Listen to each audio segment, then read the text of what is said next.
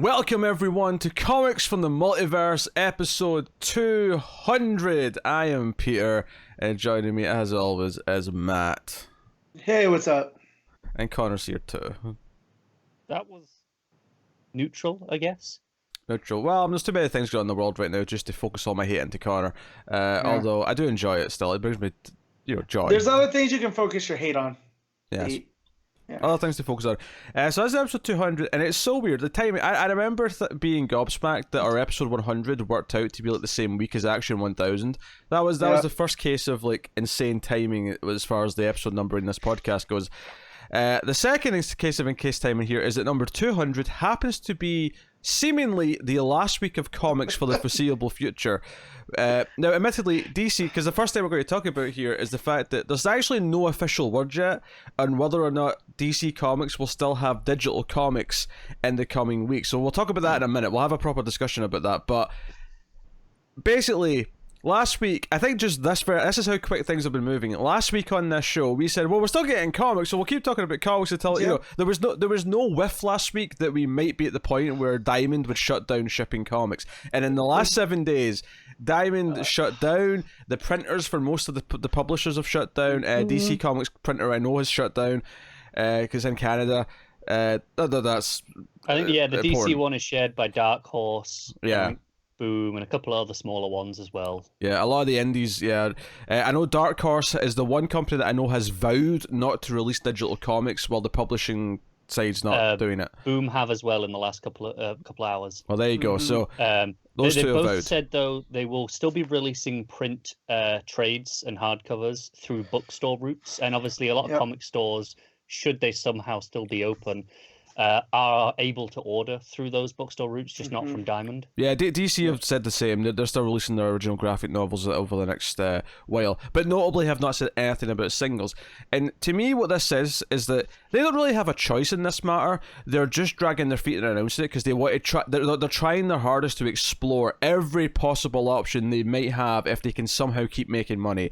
I don't think they can, and I think the reason why we're not going to see digital comics is because of the nightmare it creates and lining them back up with the physical once everything comes back to normal.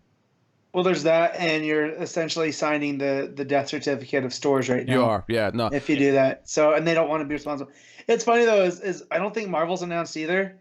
So I do think they're waiting for the other to blink because they don't want to be the person first. It's like they're the two big. There was a press release about the final cut-off orders for last week that were being done, and it was, these are the companies who are, who have said, we're not putting out anything for final cut-off this week. Right.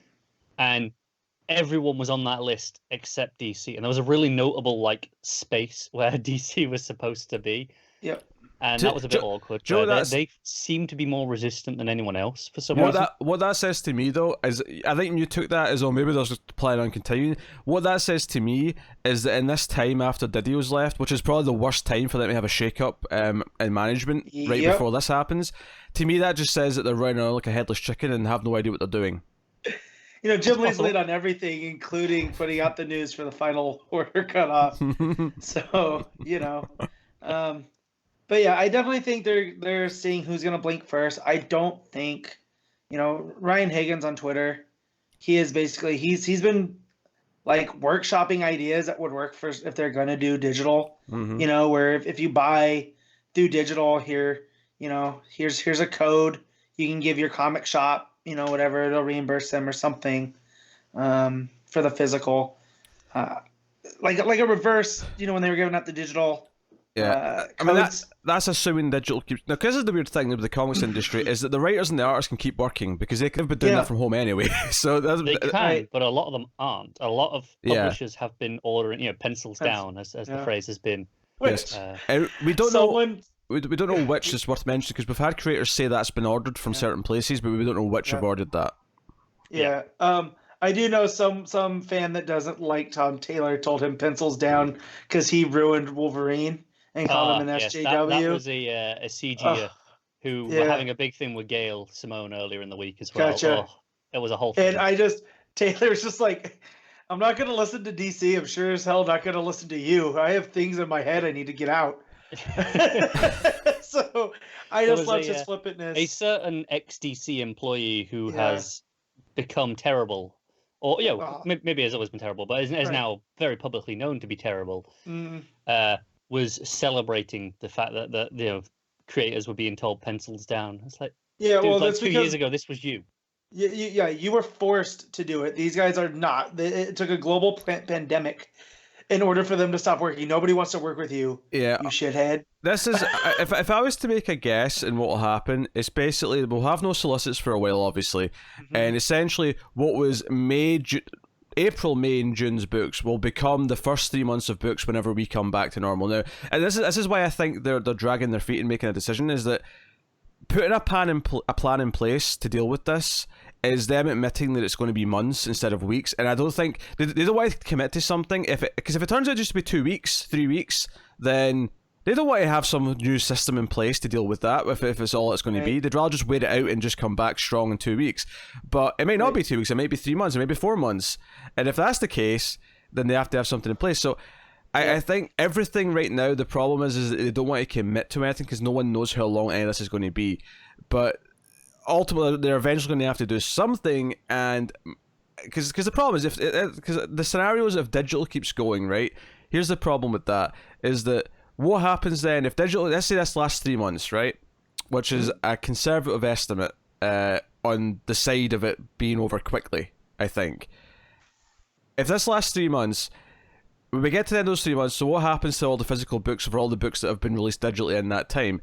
Do they all drop at the same time once the thing's over? That's not feasible, really. If you think about how many comics are shipped per week, the fact that they shipped 2 weeks worth of comics back in the 18th of December was like a nightmare for stores just for doing 2 weeks worth, never mind 3 months worth, right? So that's not feasible. It's not only from a publishing point of view, but also in a shipping point of view, but also from the how many people who have pull lists will see how many books they're supposed to pay for on that week and go, yeah, I can't do that. I've been out of work for the last 3 months. I'm not, bye. Yeah. That screws shops over in one way.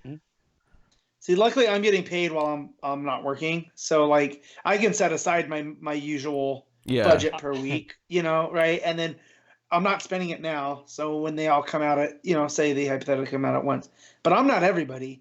I still don't know.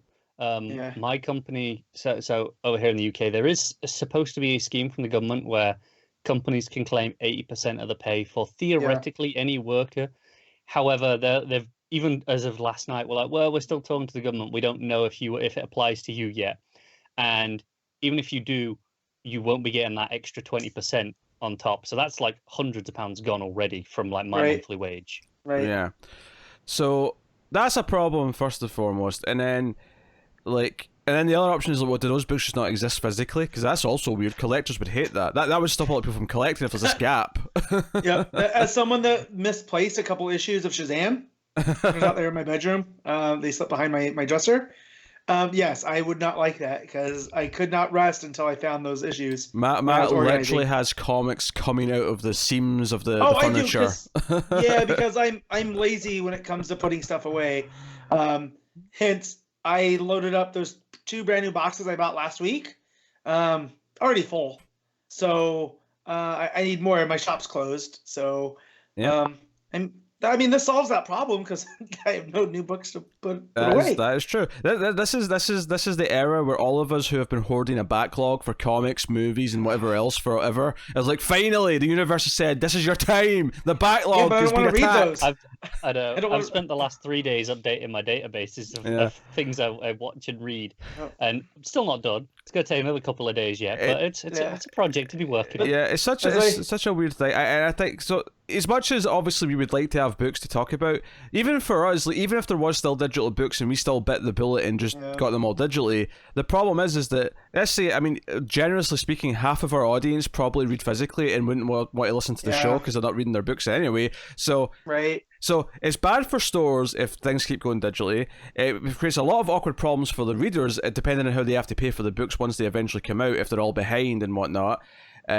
And then, of course, the third option I never said is that, well, what are digital just 3 months ahead of physical for a long time, or do they have to sort of release them a little bit quicker physically so they eventually catch up? All awkward. All of this is awkward, no matter which way you slice it.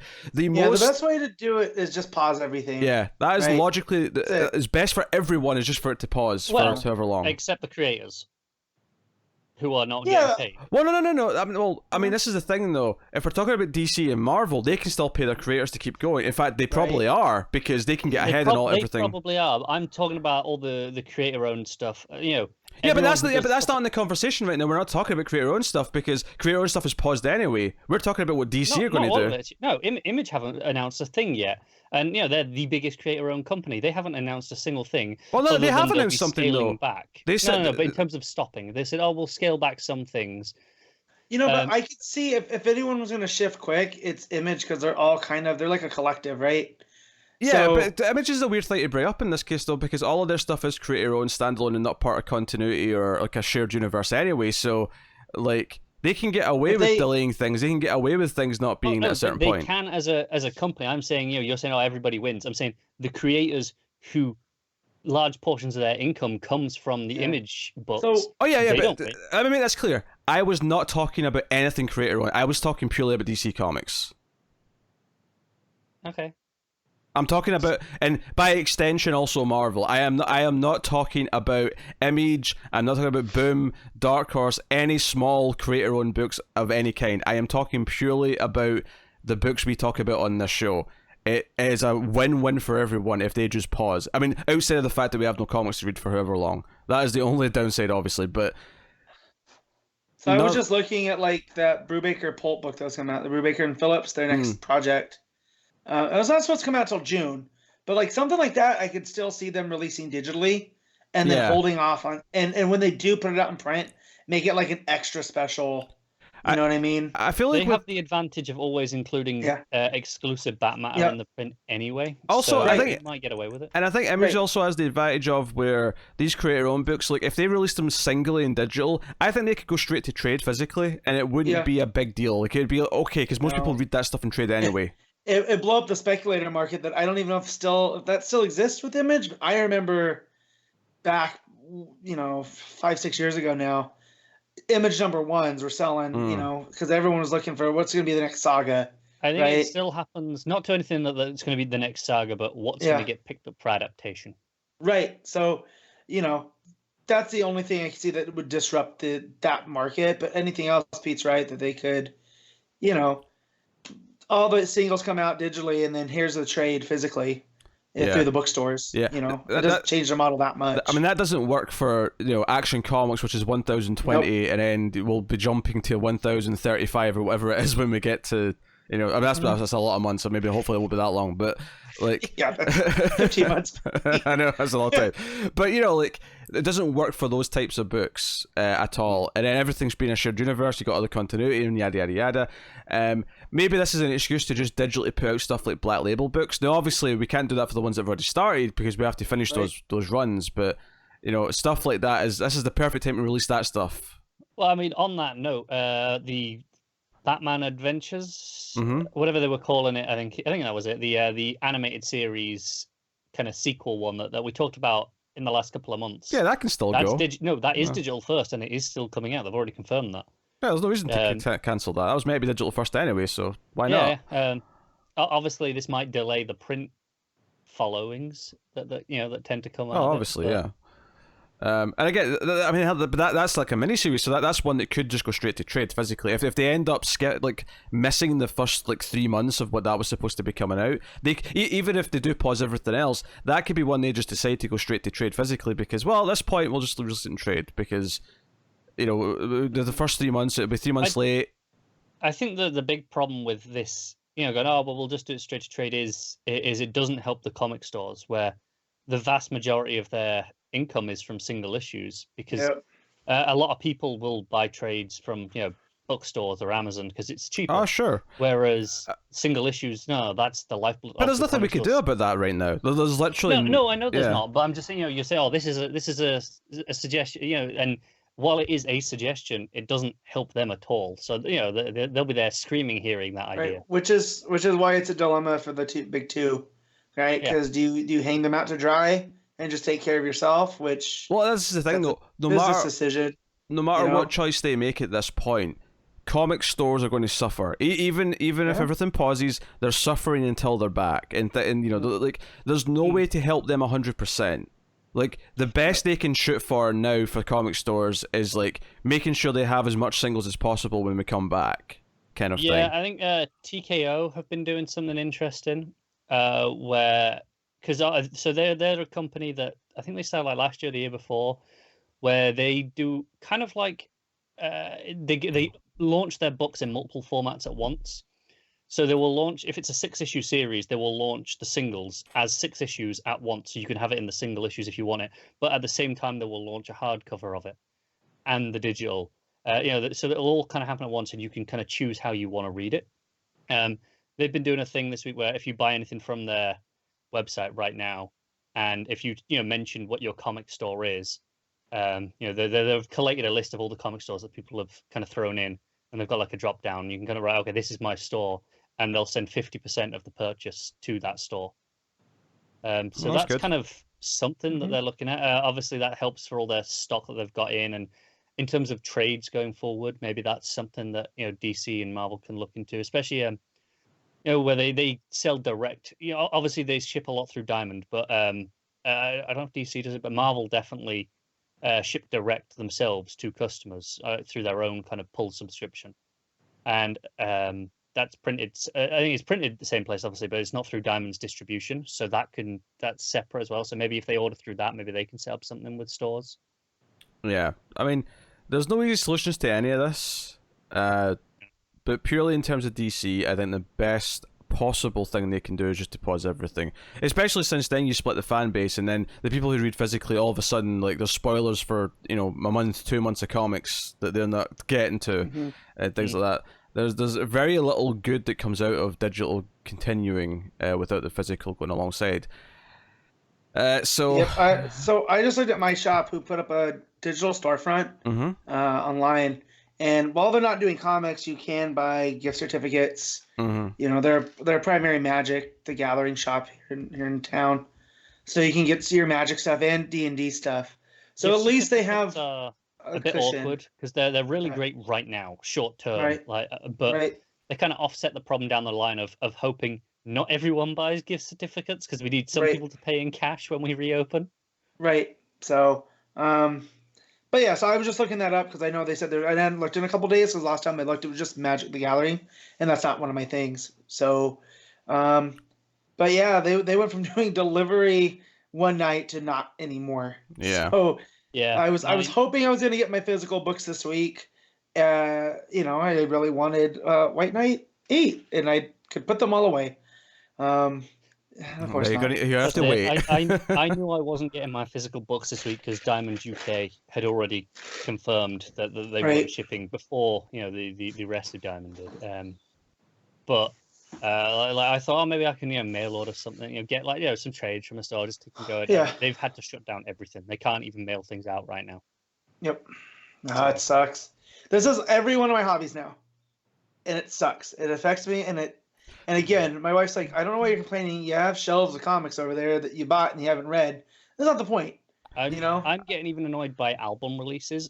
A lot of them are still coming out, but there are some like where Biffy Clyro were meant to have a new album next month, and they went, well, we're going to delay it till September. I'm like, God damn it! I know you want people going into the store, but just the vast majority of your sales are digital, Spotify anyway. Just throw it up there. Everyone else is right now. Yeah, just then you have Donald Glover just sneakily releasing the new Childish Gambino overnight. He just wants people to listen. I'm pretty sure just last week Matt was saying, "Oh, my hockey's gone, my movies are getting delayed, everything's stopped. Please don't take my comics." 1 week later, and it took. It does not care. That's another thing. The cut now, if someone just takes that little bit from him last week and then just puts the Always Sunny title card. What do they cost? Everything. The gang lose their comics. That's what I did see a funny post on social media, and it said, "Gonna watch the last part of Infinity War, and then go out and pretend the snap actually happened." So, I've been known on social media when I get angry at people to going like, Thanos had the right idea, execution wrong. I take all that back. If you've ever seen me say that, if this is what it was like, and it's going to affect me personally, I'll just be angry. The first couple of weeks, certainly, when they were trying to like establish what happened and try to reset up the world, was probably like this. Yeah, I imagine so. Yeah, right. So where's Cap? There's one of the channels here in the UK, like ITV, the one of the big three channels. Yeah, the worst channel. Yeah. Well, the core channel, I agree. ITV2 over here gets a lot of like Family Guy and those sorts of shows. They decided to show Contagion this week. Oh no! So someone up there has a sense of humor. Oh wow! That's anytime I go to look for something to rent via iTunes, that's always the number one movie. I'm like, guys, not that we're living it because it's not as bad as in that movie, right? Yeah. Yet. But why would you do that? As someone with a nervous mind, right? Yeah, I know it's the most watched thing on Letterboxd this week. Yeah. And I just thought, the idea of a national broadcaster going, "Hey guys, we got a great idea." Yeah, no. And I love Steven Soderbergh. He's one of my favorite filmmakers, right? No, thank you right now. Yeah, not for me. Anyway, so obviously one of the things that you may be asking yourself in the face of all this is like, well, what does episode 201 of Comics from the Multiverse look like? Well, episode 201 of Comics from the Multiverse, if there's books next week, you'll get episode 201 of Comics from the Multiverse, and things will go ahead as normal. However, that is less likely to happen. So what is going to happen, most likely, if there is no books at all next week? It's a crisis. Yeah, it's a crisis, yes. So basically, there will still be a podcast. There will still be the three of us getting together. When this all stuff started happening, there was people asking me in stream what was going to happen and saying, "Oh, we need Matt every week. We can't not have Matt." I mean, that's not because they were dissing Connor. They get Connor on other shows. I do other stuff. Yeah. Yes, I'm pretty exclusive. Yes. Yeah. So people were, worried that there wasn't going to be a thing, like what's going to happen. There will be a show. There will be a limited series for however long this lasts without books, which I am calling Quarantine in the Multiverse. And so it's essentially our convergence. Yeah, yes. You said it.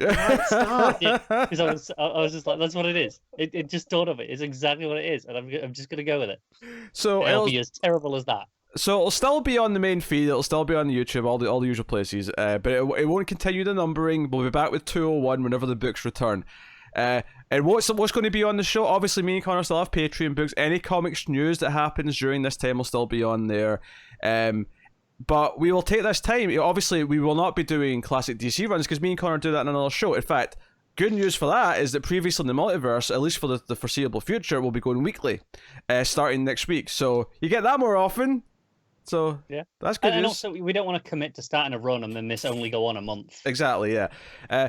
So Quarantine in the Multiverse will just be a kind of a mixed bag of obviously talking about comics news, any Patreon books. I still actually owe Tyler one from this month, American Vampire. I just left till next week because I figured, well, next week's going to be quiet. I'll do it next week. Disgraceful. Right. Wish I could have left. Yeah. So stupid me in my prep that I always do before the show.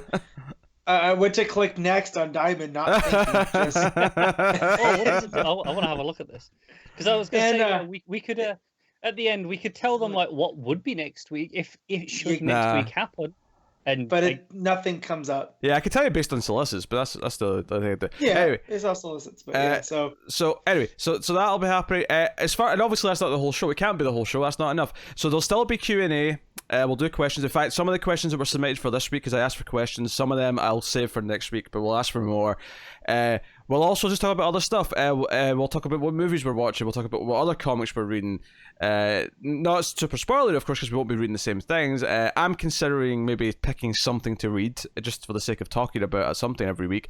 But yeah, we'll talk about movies, we'll talk about TV shows, we'll talk about whatever. We'll talk about whatever pop culture media we have been consuming. We'll catch up. We'll have essentially a shambles of a 3-hour episode every week. And let's be honest. 3 hours, Pete. Come on now. Yeah, well, quarantines only last 90 minutes. Everyone knows that. Yes. No, well, I was saying, we're consuming a lot of media right now because there's nothing else to do. Exactly. I was going to make the joke that it just becomes mine and Pete's wrestling show. Yeah, actually, Matt, Connor. normally we cut out the wrestling thing and put it up for patrons. Now it'll just be part of the show. That'll be a segment. Yeah. The wrestling talk will be a segment on Quarantine. I will be having the Switch at the ready. Yes. Yeah, you do that. You go play Animal Crossing like everybody else. I do not play Animal Crossing. Paige just got it Yeah. today, and she's like overwhelmed, and I'm like, yeah, I'm good. Yeah, I'm Not my sort of thing. It seems like a game where you just go about regular life, and I already play a game like that called Regular Life. I think people kind of like it right now because no one is doing regular life. Yeah, well, but you know, you go and pay to this capitalist raccoon bastard, and he gives you a mortgage. I'm like, this little shit. Yeah, so no, that's another thing I've been yelled at. Go play video games. You have them all still sitting there, and I was like, no, but I don't want to. Like, yeah, I've been playing Doom and the new one. And Luckily, my Resident Evil 3 that's coming out next week is still scheduled. They're still releasing video games because they're mostly digital now. Yep. Things are good with video games. I miss the comfort of my regular schedule.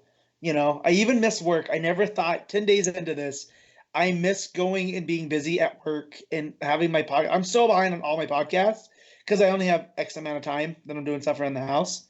It's not the hours that I have to burn at work. So yeah, Paige was supposed to have 2 weeks leave now anyway. She was supposed to do Monday to Thursday and then have 2 weeks off. And they phoned her on Sunday and went, you know, don't bother coming in this week. You know, just take the extra 4 days. You'll be on standby. So if we need you, we'll phone you. So just be available. Obviously they didn't. They phoned her on Wednesday or Tuesday or Wednesday and went, so when your leave finishes, you've got like another 2 weeks. Yeah, just don't bother. Just don't come back till May.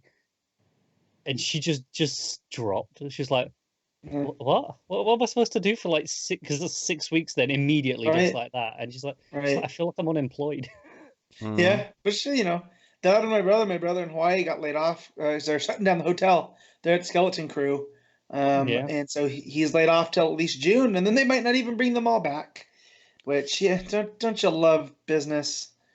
Yeah, I think I am officially. Should I get that? That 80% thing I was talking about is officially we get furloughed, so we are officially let go from the company, but on like reserve, and then they can bring us back. Yeah. So technically, I will be kind of unemployed. Yeah. Should that happen? They said that'll be for a minimum of 3 weeks. Should that happen, but likely will be longer. So Well, I'm not expecting the world to be back to normal until at least late summer now. Well, here's the thing. I work in an airport. So as soon as international travel is going again, I will be back at work.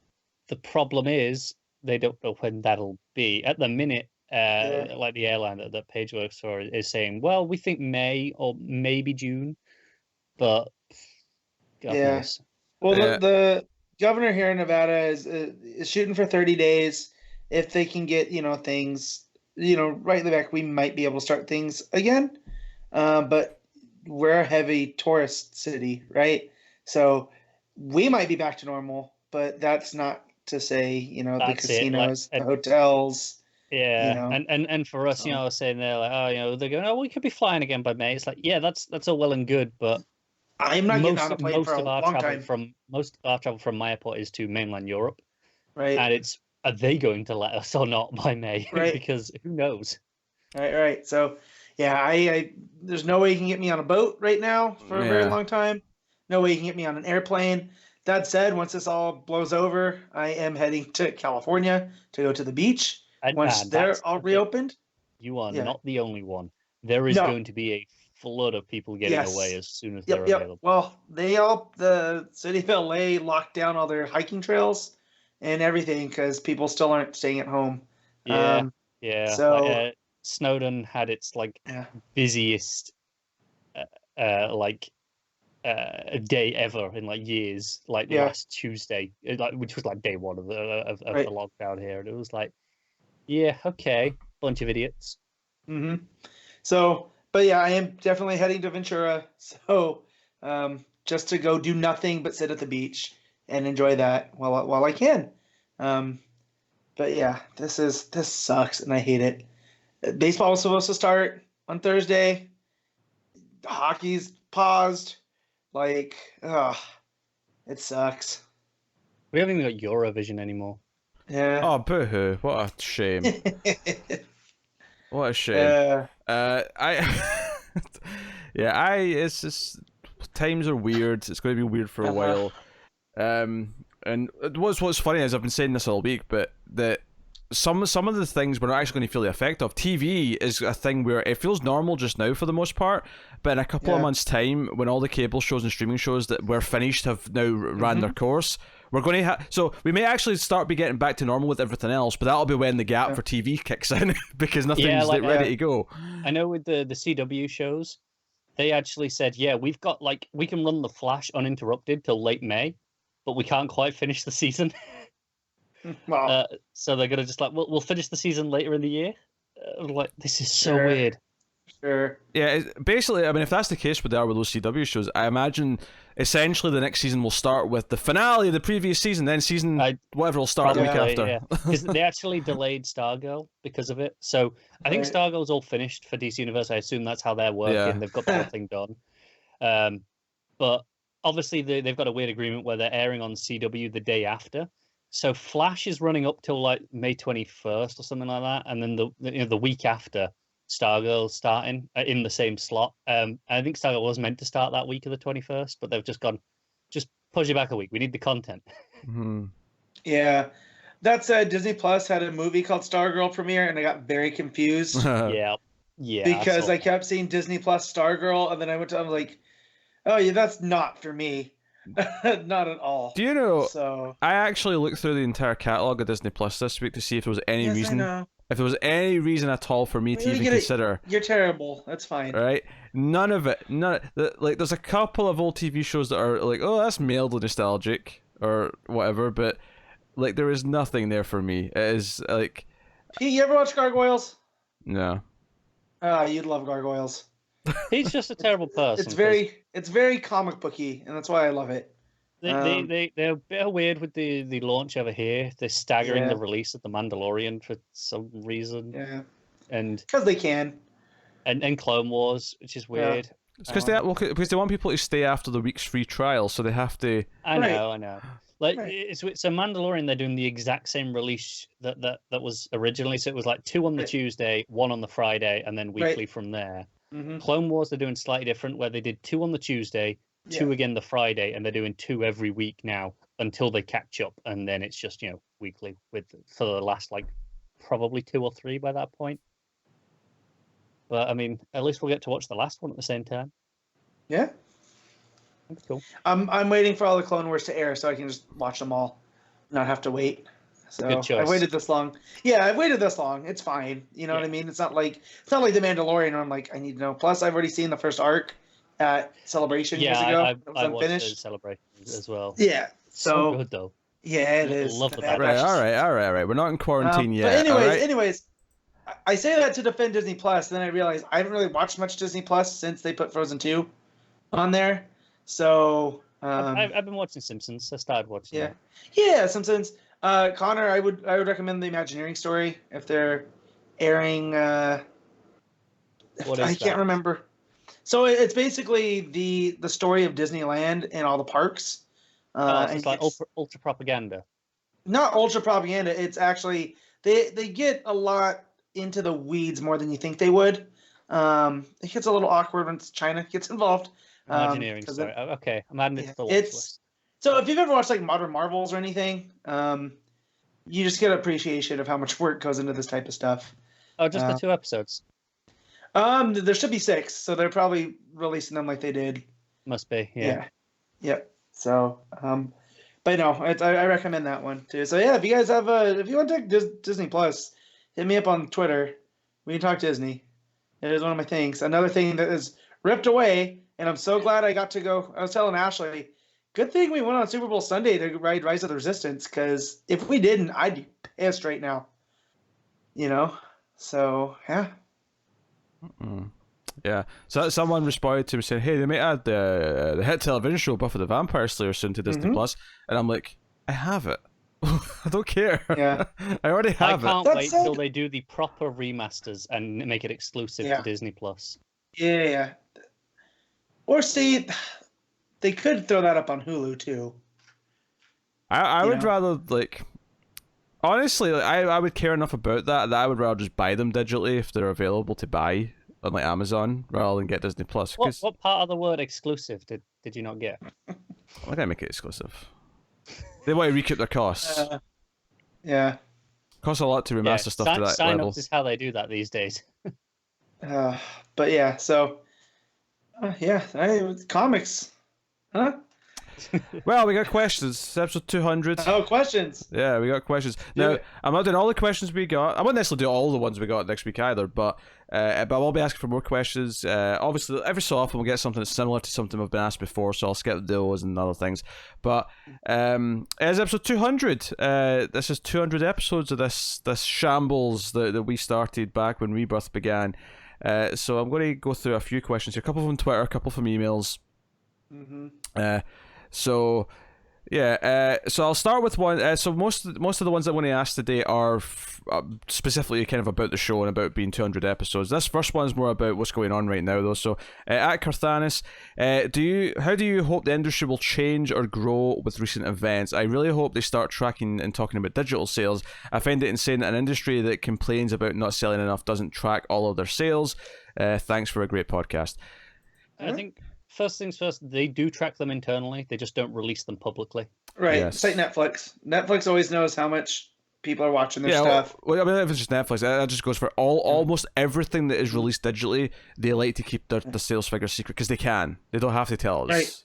Right. And the only time that it's really clear is if there is a book that has particularly low print numbers but survives long past what you would expect. That's because it's doing well digitally. 9 times out of 10. And those are the only times it's really clear. Looking at you. I'm thinking one of the classic examples was the Miss Marvel book. That had like really low numbers for a long time, but its digital sales were, by all accounts, astounding because it tends to be books that hit a completely different market that aren't hitting people who are in comic stores at all, but really resonating with people somewhere else. It's hitting these digital sales because of the accessibility of it. But I don't think that will actually change because of this if they stop doing digital sales at the minute anyway. So there's no reason for them to go, well, we have to bank on, judge things off of purely digital sales right now. So I don't see that changing. Yeah. No, from what I understand, the diamond system is very, very flawed, and I can see that kind of changing. Not that it would all go in-house or whatever, but I can definitely see other distributors kind of popping up. Well, yeah, this is the thing. Like the last time one of the major companies tried to self-distribute, Marvel nearly collapsed. So it's not as easy as just saying, well, just do it themselves. No. But I can definitely see other companies rising up and trying to take that challenge and trying to... Because it is kind of silly in this day and age that we only have one. That's kind of... I don't know if it's a monopoly or not. Oh, it is. It is, yeah. Sadly, I don't think much will change. Honestly, the only changes that I sadly see is that there'll be less comic book stores because a lot of them are not going to survive. That is the sad truth of the matter, is that's all I can really see changing, unfortunately. But obviously that's something I hope for, but it's probably what's going to happen. Another question from Twitter here, from @BoosterGreen. Wow, can't believe 200. I remember anxiously waiting the drop of episode 52. Man, yeah, that feels like yesterday. It's weird that time has moved so fast. My question, what are your top 5 favourite moments from the show? Now, I'm going to alter that to just say, what are your favourite moments? Because I don't know if all of us can think of 5. Yeah, I know. I can barely remember what happened last week. Me too. Okay, well, I'll give you one that I know you both like, was me not recognising Starfire that one time. Yeah, that was fun. That was classic. Me flipping out that they left Connor Kent out. Yes. There's one. I was literally going, who? For the next, 50 episodes because of that. Yeah. How the Connor Kent exists. Trying to think what else. Connor having to read Red Hood is still good because he did that to himself. I'm going to keep going until, the end of the story, and then, Yeah, and then David quit. And the great thing is... I learned my lesson. And he's going to catch up. David's going to have him catch up now because it's not been published, so he's going to get caught up with the current issue, and then think of something else for me to read should he catch up until the Red Hood comes back. So that's super exciting. David, there is another volume that started in New 52. Hey, although Tynan ends up writing part of that. I'll read the Tynan part. Yeah, I just Sempere jump in was for pretty those. fun. But yeah, because of this type of show it's easier for me to remember 1.21 moments Mm-hmm. because of the movies and the way that we covered stuff and whatnot. Here, because it's so, review heavy on that, it's hard. It's a so lot of the time. sequential. Yeah. You know, I remember books to stand out. Remembering moments Yeah. from the show that stand out is a bit harder. Yeah, as I say to many people whenever they ask me to remember something that was even just a couple of days ago, I've slept since then. What do you want from me? Yep. Yeah, this is the most boring answer to. My brain does a soft reset every night, and it's just like anything that wasn't important gets purged. And clearly, you that's guys good, are just though. not that important. Yeah. That's fine. I mean, it's funny though, as my mother-in-law's always like, how do you remember that conversation that everybody had in San Diego 4 years ago? I don't know, but I can't tell you what I had for dinner last night sometimes. So it's a gift and a curse. I get that. Yeah. Nothing else is immediately springing to mind. But yeah, Starfire was pretty good. Actually, no, I do have one. I have one. Matt whipping out as we learned in Interstellar. There you go. That's a favorite. Was that on this show? I think that was on this show. Yeah, it was, because it was about time dilation and relativity and time. See, I remember all of that as in concept and it coming about. For some reason, I thought it was on a movie review, but. I mean, it's more likely to be this because this is where we're all together. I mean, I know we've done a couple of movie reviews, the three of us, in the last couple of years, but not many. No. I don't remember any where that would come up. The movie that we all did together, because it's usually a comic book movie, right? Yeah. So. And Connor stopped seeing them at one point, so outside of DC ones. I went like a year without seeing a comic book movie in the cinema. Yeah. It's kind of nice, to be honest with you. I can tell you some of my not favourites. Connor complaining about a cross disappearing in a panel. Yeah, that was fun. Stupid moments like that. That was fun. Maybe Janet needs to draw better. The severity of that sentence. Oh man. Can't even take myself seriously. I mean, obviously, maybe that's just something we should ask for last week, as people said it. We could do this for next week, actually. If anyone has a favourite moment, instead of sending a question for next week, if you want to just tell us one of your moments that you like from the show, and we can read out some of those next week, that'd also be a fun thing to do, I think. Especially if it's stuff that we've all forgotten, because our memories are terrible, as we're clearly displaying right now. But yes, so that is cool. Some questions from emails, though. Got a couple here, which I think are worth doing. One from Talking Superman. Ooh. Or Adam, as his name is here. So, here comes from the Multiverse. In the elevator story pitch style of it's blank meets blank, how would you pitch a story combining DC property with a classic movie, show, or book? Example, so it's Batman meets Animal Farm. That's an interesting one. Congratulations on 200 episodes. You guys rule. Some of the only people to make me laugh and think about better Earths in the multiverse while working through a pandemic. Here's to 15 to 20 more episodes. That's very specific, that amount. I think he shorted us. Yeah. I've looked a lot at finance now just because I'm bored, and I've learned what an actual shorting is. That's where you bet against. I think he just shorted us. Yeah, I feel like most usually when someone has a milestone episode like this, they'll say, "Oh, here's to 200 more." It'll be what. I feel like maybe he was being really generous and going, well, maybe in the current world situation, you'll get another 15 more episodes before the comics industry completely collapses. Yeah, that's true. Or maybe he's expecting Connor to die. I mean, that's a possibility. I'm just gonna put out there, it could happen. Just put it out there. I'm actually relatively healthy, but no, he goes the other way. But as for the question, part of this, I got one easy. Oh, go on then. It's Green Lantern meets Hearts of Darkness, right? One of the Green Lanterns has to go into unknown space to retrieve another lantern, right? Who's gone native. That's probably a bit of story already, but man, give me that one. So you mean Apocalypse Now is what you really mean then? Yeah, but Heart of Darkness is what Apocalypse Now was based on. Oh sure, yeah. Yeah. So yeah. That's got class, didn't you know, Pete? Thanks. I don't remember what That the book was based on. so. To me, Heart of Darkness was so hard to read too. To me, Hearts of Darkness is hated the name of the making of documentary because it was such a nightmare film. Yeah, Heart of Darkness is the original book that it was based on. Joseph Conrad. Oh, there you go. Very, very classy, Matt. Yep. Very classy. Thank you. On the complete opposite end of the spectrum, in just something that I think would be fun, I would do like I'll take like a Constantine Hellblazer story, but in the style of like an Ocean's movie, just him doing a magic heist. Yeah. And you can get his crew, like Zatanna and a few of the others as like a bit of a crew, and that could be fun. Yeah. I would put Kite Man in a Final Destination movie. Okay. Kind of evil. Yeah. Oh yeah. I just like the idea of someone who's a sillier character having to deal with the fact that people keep dying miraculously around them. Yeah.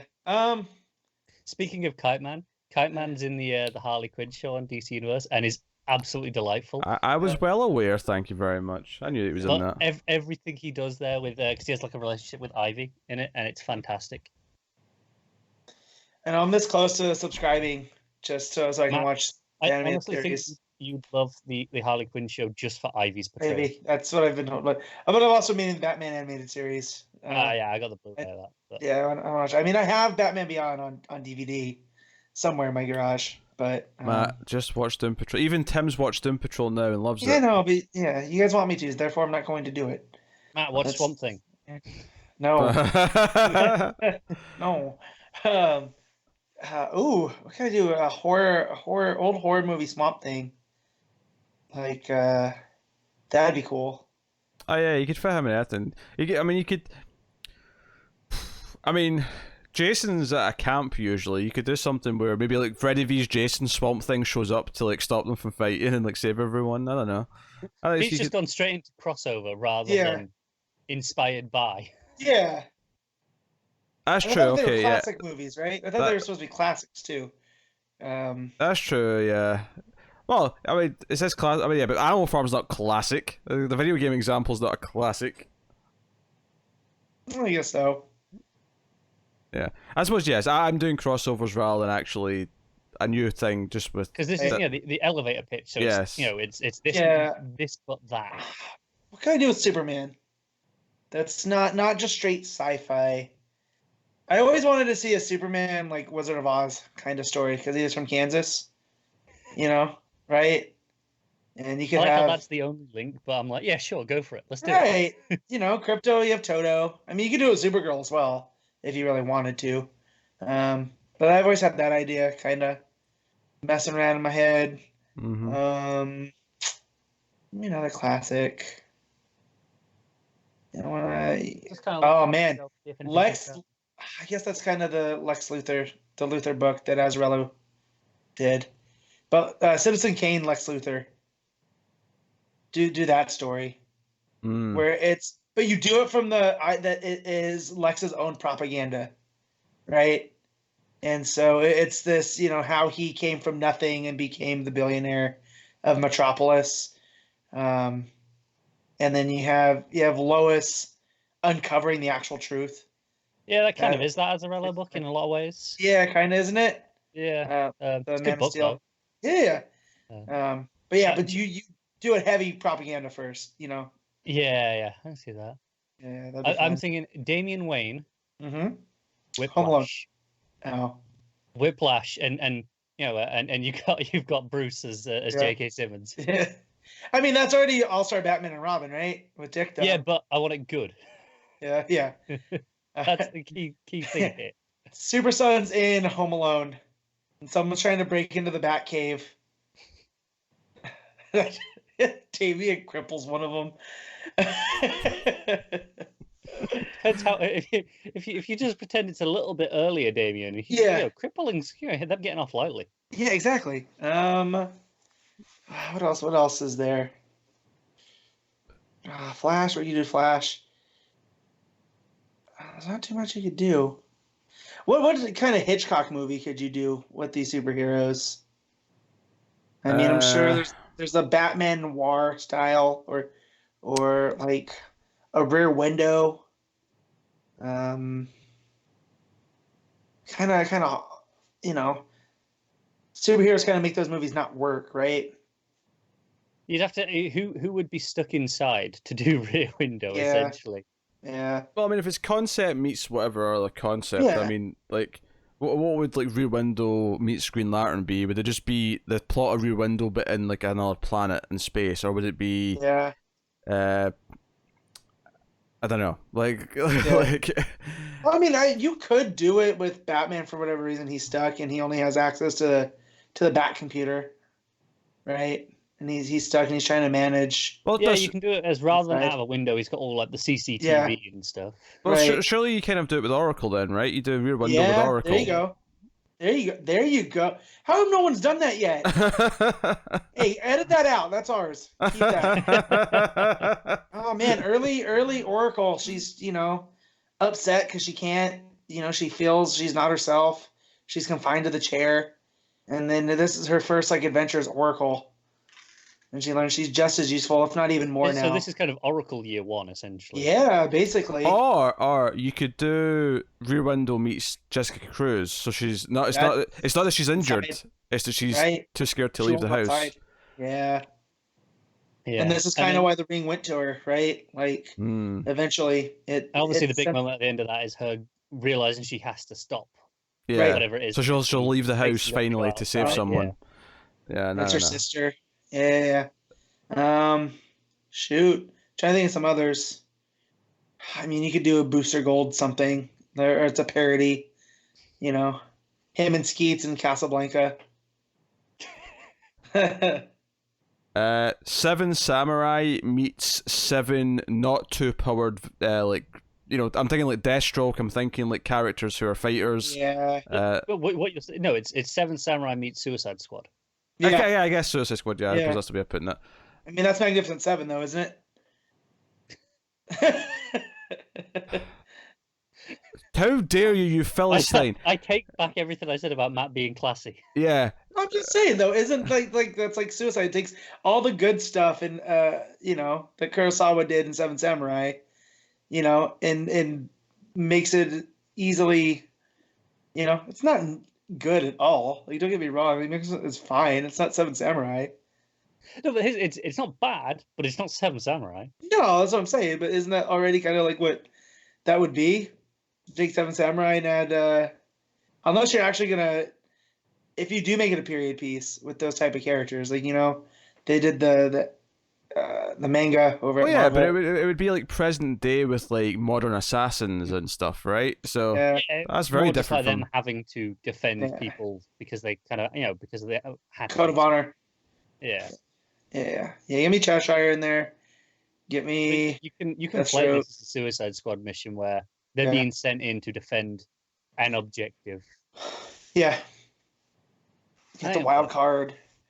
You don't know if you can trust him. In this case, it'd be King Shark. It's always King Shark. It's always King Shark. It's always King Shark. He goes rogue. Yeah. Oh, jeez. All right. That'll do for that one. And then the other email question that I definitely wanted to get to, this is from Emil Kelde. Hey guys, happy 200th episode. None of my friends care for comics or read them, but this podcast really changed that. Over the last 6 to 12 months, I've been going through every episode, and over the course of the binge, I feel like I've gotten 3 friends I can hang out with weekly and just sit down and talk comics with. So I just want to say thank you for that and ask 2 questions. The first takes us back to the start of the podcast. With the gift of hindsight, how would you guys change Rebirth? Should there have been more or less crossovers? Did Doomsday Clock have enough impact? Did the whole thing feel coherent enough? What worked and what didn't? So I'll stop there and we'll just tackle that one. Just before we get to the actual questions, just the bit at the start. I mean, it is worth noting that us 3 kind of came together originally because of listening to a previous podcast that was comic book related. So it kind of essentially kind of how we all became friends in the first place. Yeah, that's true. So yeah. I mean, this is the weird thing. Like, obviously, everything that gets started like this in comics has to sort of end, and it tends never to have a definitive ending. And Rebirth was kind of the same way, where I would still have referred to a lot of up until the end of Doomsday Clock as the Rebirth era, but technically speaking, a lot of books had kind of moved on from what the Rebirth version was before that. Yeah, Supergirl. It's interesting where like you've got books still going on like Flash, which I still consider to be a Rebirth book because it's still sure while It's still technically Williamson. the story of Rebirth is finished, it's still the same run. It's still going. Yeah. It's still telling that same story for better or for worse. And you know what's weird though is now that Tynan's doing Batman and with what Castellucci doing in Batgirl, whether I like that or not, there is a sense that it's the same Gotham where I never got that in Tom King's at all. Despite and there's a the weird button kind of symmetry in that, still feeling like we're in that same Rebirth era of Tynan on Batman. Obviously, we started this with him on Detective. It's not that big a leap from where we started. Like him, like Bruce going through. It's kind of like the Star Trek, the Abrams ones, where all the stuff had to have happened to make the Abrams Star Trek continuity happen. And I feel the same with King, but I almost feel like King's is outside of time and space, you know. Because, like, we had Bane hang the Robins, and there was never any, you know, right? Like, never any blowback in any of the other books. So I kind of like now that Tynan's, you know, I don't know if that's an editorial mandate or whatever, but, like, Bab's bringing that up, that Bruce is changing Gotham way too quick. You know, I like that there's that bridge there. It feels like it's the same place. Yeah, I mean, if anything...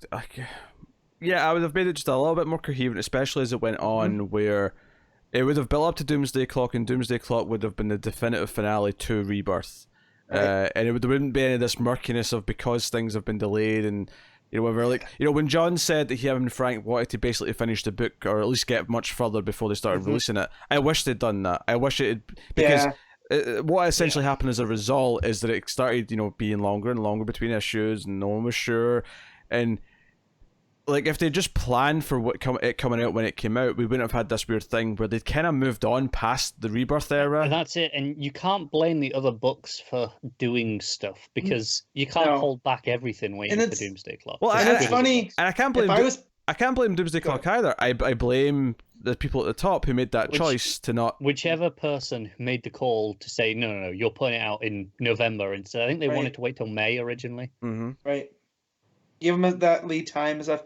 Well, it's funny is like, and as petty as I want to be with Snyder and how much his Justice League run seemed to be the skeleton of what was going forward, the year of the villain stuff.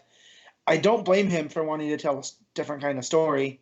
I blame DC for the presentation and execution of that. It's essentially it's editorial for letting them both tell the story rather than them wanting to, because they're storytellers, because they want to tell the story. And like Snyder, and again, I don't know if it's because I've met him a couple times and he's a really nice and sincere guy, that I don't feel like he's out there like, I'm going to screw Johns over on this one. It's not his place anymore. It's just like, no, I decided to tell this Justice League story and it changed the framework, and I'm playing with the multiverse. And I think, you know, thing where we kept thinking, right, it's got, you know, Doomsday Clock by the end, that'll reestablish the Legion and the JSA, and those things kind of happened separately adjacent to that at this near the end of that story. We're still kind of getting that, right, with Bendis and whatnot, and we had that show up in the ending and the whole metaverse and whatnot. I think that's the greatest thing to come out of that, right? Was if all Rebirth was going to lead to was the metaverse and a new way for DC to tell stories, that's worth it to me. You know, I'm kind of okay with the bumps and the cracks. Yeah, but I mean, I would have liked a more definitive kind of like coherent ending to it. But I mean, like, that might have been a little bit wishful thinking. But honestly, like, if you're asking what I would change about Rebirth itself, because for the most part, what I would change is the stuff that came after. I would change this Rick Grayson box. I would change what they did to Wally West after we got to Flash 50 and Flash, because Flash War I really liked. It was just everything after that with Wally that I didn't like.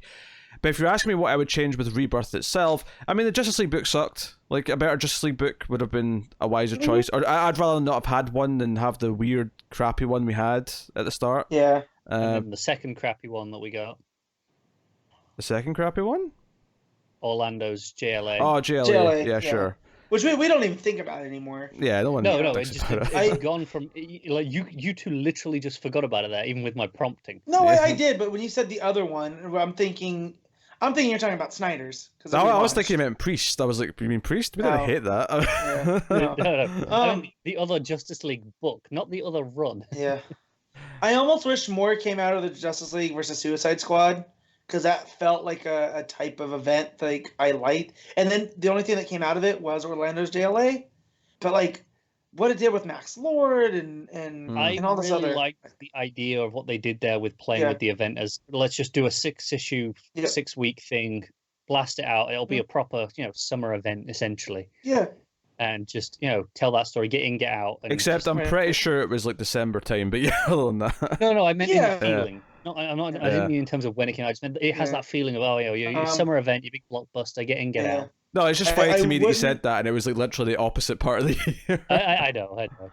I would have kept a Green Lantern book and let Morrison do his own thing, but not. Oh, that's after Rebirth. I wouldn't even say that's part of Rebirth. No, it's so conflicting because I would still, I still think of us as in the Rebirth era. Me too. Right now. Yeah. Until the next change comes along, this is Rebirth. Well, yeah, 5G was going to be the next era, right? That was it was, but even until okay, we're probably not getting 5G right now, but even if this goes on another 2 or 3 years with completely different runs, and there'll be nothing that was the same as where we started Rebirth, I will still look back at this collectively as the Rebirth era. Yeah, I will too. To me, even though technically Rebirth's been done for a while, this is still the Rebirth. Until there's a new era that starts, and definitively this is this era now, this is still the Rebirth era to me. Right, because we had 2 solid Green Lantern books, right? And then we went just to the one. I think that was a mistake. Like, it's great to have Far Sector. Like, that's a fun Green Lantern story, but for a while there... You just want a traditional Green Lantern story. Yeah, I want cops in space, I say that as someone who enjoys, Morrison and Sharp's Green Lantern. I like that book. I think it's really good. There's room for both. Yeah, I think this is getting away from the question though, because this is current stuff. But this question is really about Rebirth, as in those first 2 years. Okay, in terms of more or less crossovers, I actually think the crossovers started off really well because we had Monster Men fairly early, which wasn't too intrusive. I think also I should point out the double shipping actually really benefited these crossovers because it didn't feel like they were taken away from the books for too long. Double shipping, even though it did obviously hurt the art because they couldn't keep the same artist on books, it did help the pace of the stories for a lot of those books, which was nice. It helped the pacing. It really helped with crossovers, and we talk about the weekly event there. I think overall I would prefer not to have it and would rather have consistent art. I think I'm a mix. I think a little of column A, a little of column B, which is kind of where we're at now, I suppose, is maybe what works. Well, I mean, how many books are double shipping still? You have Batman, 4? You have Flash. Batman, Flash, Justice League, Wonder Woman. Yeah. I don't think that's it.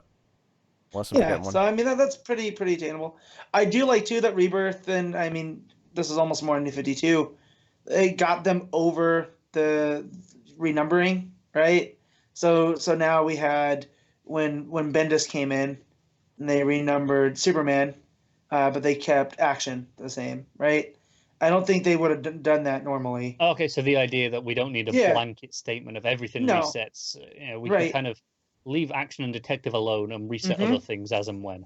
Yep, and so I fully will they do that with Flash now because they renumbered to legacy numbering? Probably not. But had they kept it up, I could have seen them doing that with Flash once Williamson's done. This is what I was saying when we talked about those legacy numberings. It really annoys me that we've got a new run starting on Wonder Woman in June. It's going to be 7-6 something maybe. I love it. I love it. No, I know. You love it, but it's terrible for new people who should the comic shops be open in June. Yeah, we've had this before. We're not doing this again. I know, but they go into the comic shop for the first time in June. They're like, support local businesses. We'll get in there. Wonder Woman. We're not doing this again, right? But that's fine. But then a good shot, Connor, will be like, here's the first issue. You want Tamaki's Wonder Woman? Here's the first issue. And they'll make a big deal about it. That comes down to the shop. You know what I mean? They want to showcase it or not. So, although that might end up working out for Tamaki, because the closer it gets to 88, or 84, I don't know why I said 88. The movie. Because it'll probably be the movie. Thank you. I think the better, you can bank off of that. So the fact that got pushed to August, right? If something happens and these books don't come out till later, I think that helps Tamaki out. I'm okay if we just skip the last few of Orlando's issues and just jump straight to yeah, right. I definitely like that idea that they weren't so they could feel the need to with Rebirth through New 52. It was fine if we do a new volume, which makes things easier, makes trades easier, makes it more accessible. So I do like that. Things I would change though, I'm not too outside of. I think double shipping as well. No, I wouldn't have double shipped as many things as they did. Yeah. I would have cut back on that and had more consistent art. Yeah. Because I definitely felt that, especially after we got past the first arc, where it felt like they'd had some lead time on most of the books, and we could get through an arc, maybe 7 or 8 issues in the case of Flash with the same artist. Then after that, it was like I remember, Giandomenico was a workhorse for those first 8 issues, and then and then you could tell when it wasn't Giandomenico anymore. I think there's a couple of the smaller books that were basically kind of DOA in terms of interest because they just didn't give them the attention they needed. Something like Cyborg, where we were hopeful going into that. Oh, maybe this will be like the Cyborg story that really sells it on Cyborg. They'll do this great story about him being part man, part machine. They'll really get into it, and it'll be this interesting thing. And it just felt like every other Cyborg story I'd ever tried to read, and there was nothing interesting about it. And sometimes it kind of feels that way where they do these big launches where there's X number of new books, and there's always a portion that are just kind of there to fill up the numbers and just be because we expect more of those characters, so here's more of those books. And and now you can tell that Teen Titans, they had an idea kind of what they wanted to do going forward, and then I feel kind of when they knew Bendis was coming and he was going to do the Wonder Comics thing, they kind of just let the Damian team take over, and now we're getting some of those characters popping up in Young Justice. It almost is like Young Justice now is making Teen Titans redundant.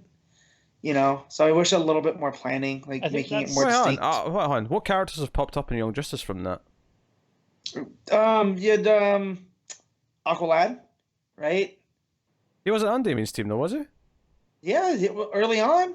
Oh, you mean back when Percy was writing it? I thought you meant the new characters from the newer run. But I'm talking you're talking about books that were just there to fill stuff out. You could almost say that with Teen Titans, but then you had all these characters, and then it felt like once they knew Bendis wanted to do stuff for the young heroes, they just kind of. Because what I was going to say there that I think is really noticeable is that all these characters are popping up in Young Justice, but notably none of the characters from the Teen Titans book are showing up, which is kind of weird when you think about it, that every other young hero is popping up in that book except that one book. It's kind of weird. That's what I'm saying. It makes it feel a little redundant, and I wish they had handled that a little bit better, because Teen Titans is a brand, right? Well, these are separate things though, because you're talking about Teen Titans at the start of Rebirth. I'm talking about Teen Titans now alongside Young Justice, but. Yeah, I think it's interesting that Pete, you're saying it feels like there's a lot of books dead in arrival. I think there was, but it didn't feel as bad because obviously the last time we had a relaunch, the New 52, there was 52 books at once, and it was so much just sorting through the shit immediately. And of course there was stuff dead in arrival because they can't market 52 books at once. Whereas with Rebirth, there was probably in the 20 to 30 range from memory, and there was some books, sure, that didn't get the attention. Oh, the percentage was better. Don't get me wrong. I'm not saying that it wasn't a more. Rebirth was far more successful for me personally than New 52 was, but there was still definitely some dead weight. There was still definitely a few books that just were basically nothing from the get go. I think that's always going to be the case, and I don't think that's more. You're saying, because we've got to try these. We've got to have these books for these characters. I think a lot of it is just they're willing to just try and let people. All right, you want to do a smaller story with some character. We've got enough that we can spare a book here or there, that if it doesn't succeed and doesn't make us any money, no big deal. You go ahead and try it, and they'll just run the risk on it. Well, it's funny, when New 52, they definitely learned, right? Because New 52, you had them trying to force the Wildstorm characters into there. And you had Voodoo had a book and Grifter had a book. I kind of like the Voodoo and Grifter books. Okay, they might have been fine, but they still didn't seem like they fit that DC, right? And, whereas then they kind of learned where they let Ellis have Wildstorm, and he did the Wildstorm, and from all accounts I heard, it's pretty good. Yeah, right? That had a lot of good buzz. I think I want to make it clear here as well that we're asking in hindsight what we'd change. I agree. There's always going to be some. Not whenever you do a launch where there's 30 books, 40 books, 52 books.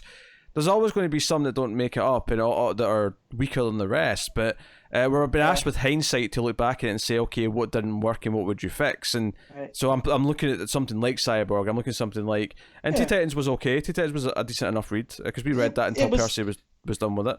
Right, and it was enjoyable, but it didn't seem like it was, it always felt like it was just hanging on. Yeah.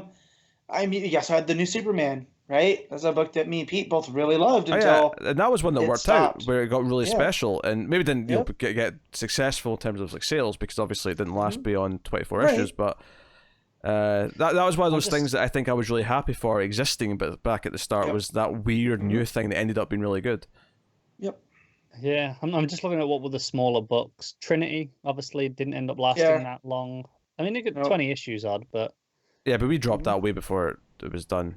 Yeah, because it changed, because it had Maniple for like 12 issues maybe, and then after that it changed. I didn't even get to the end of the Maniple stuff, I don't think. I think I was out. No, I know.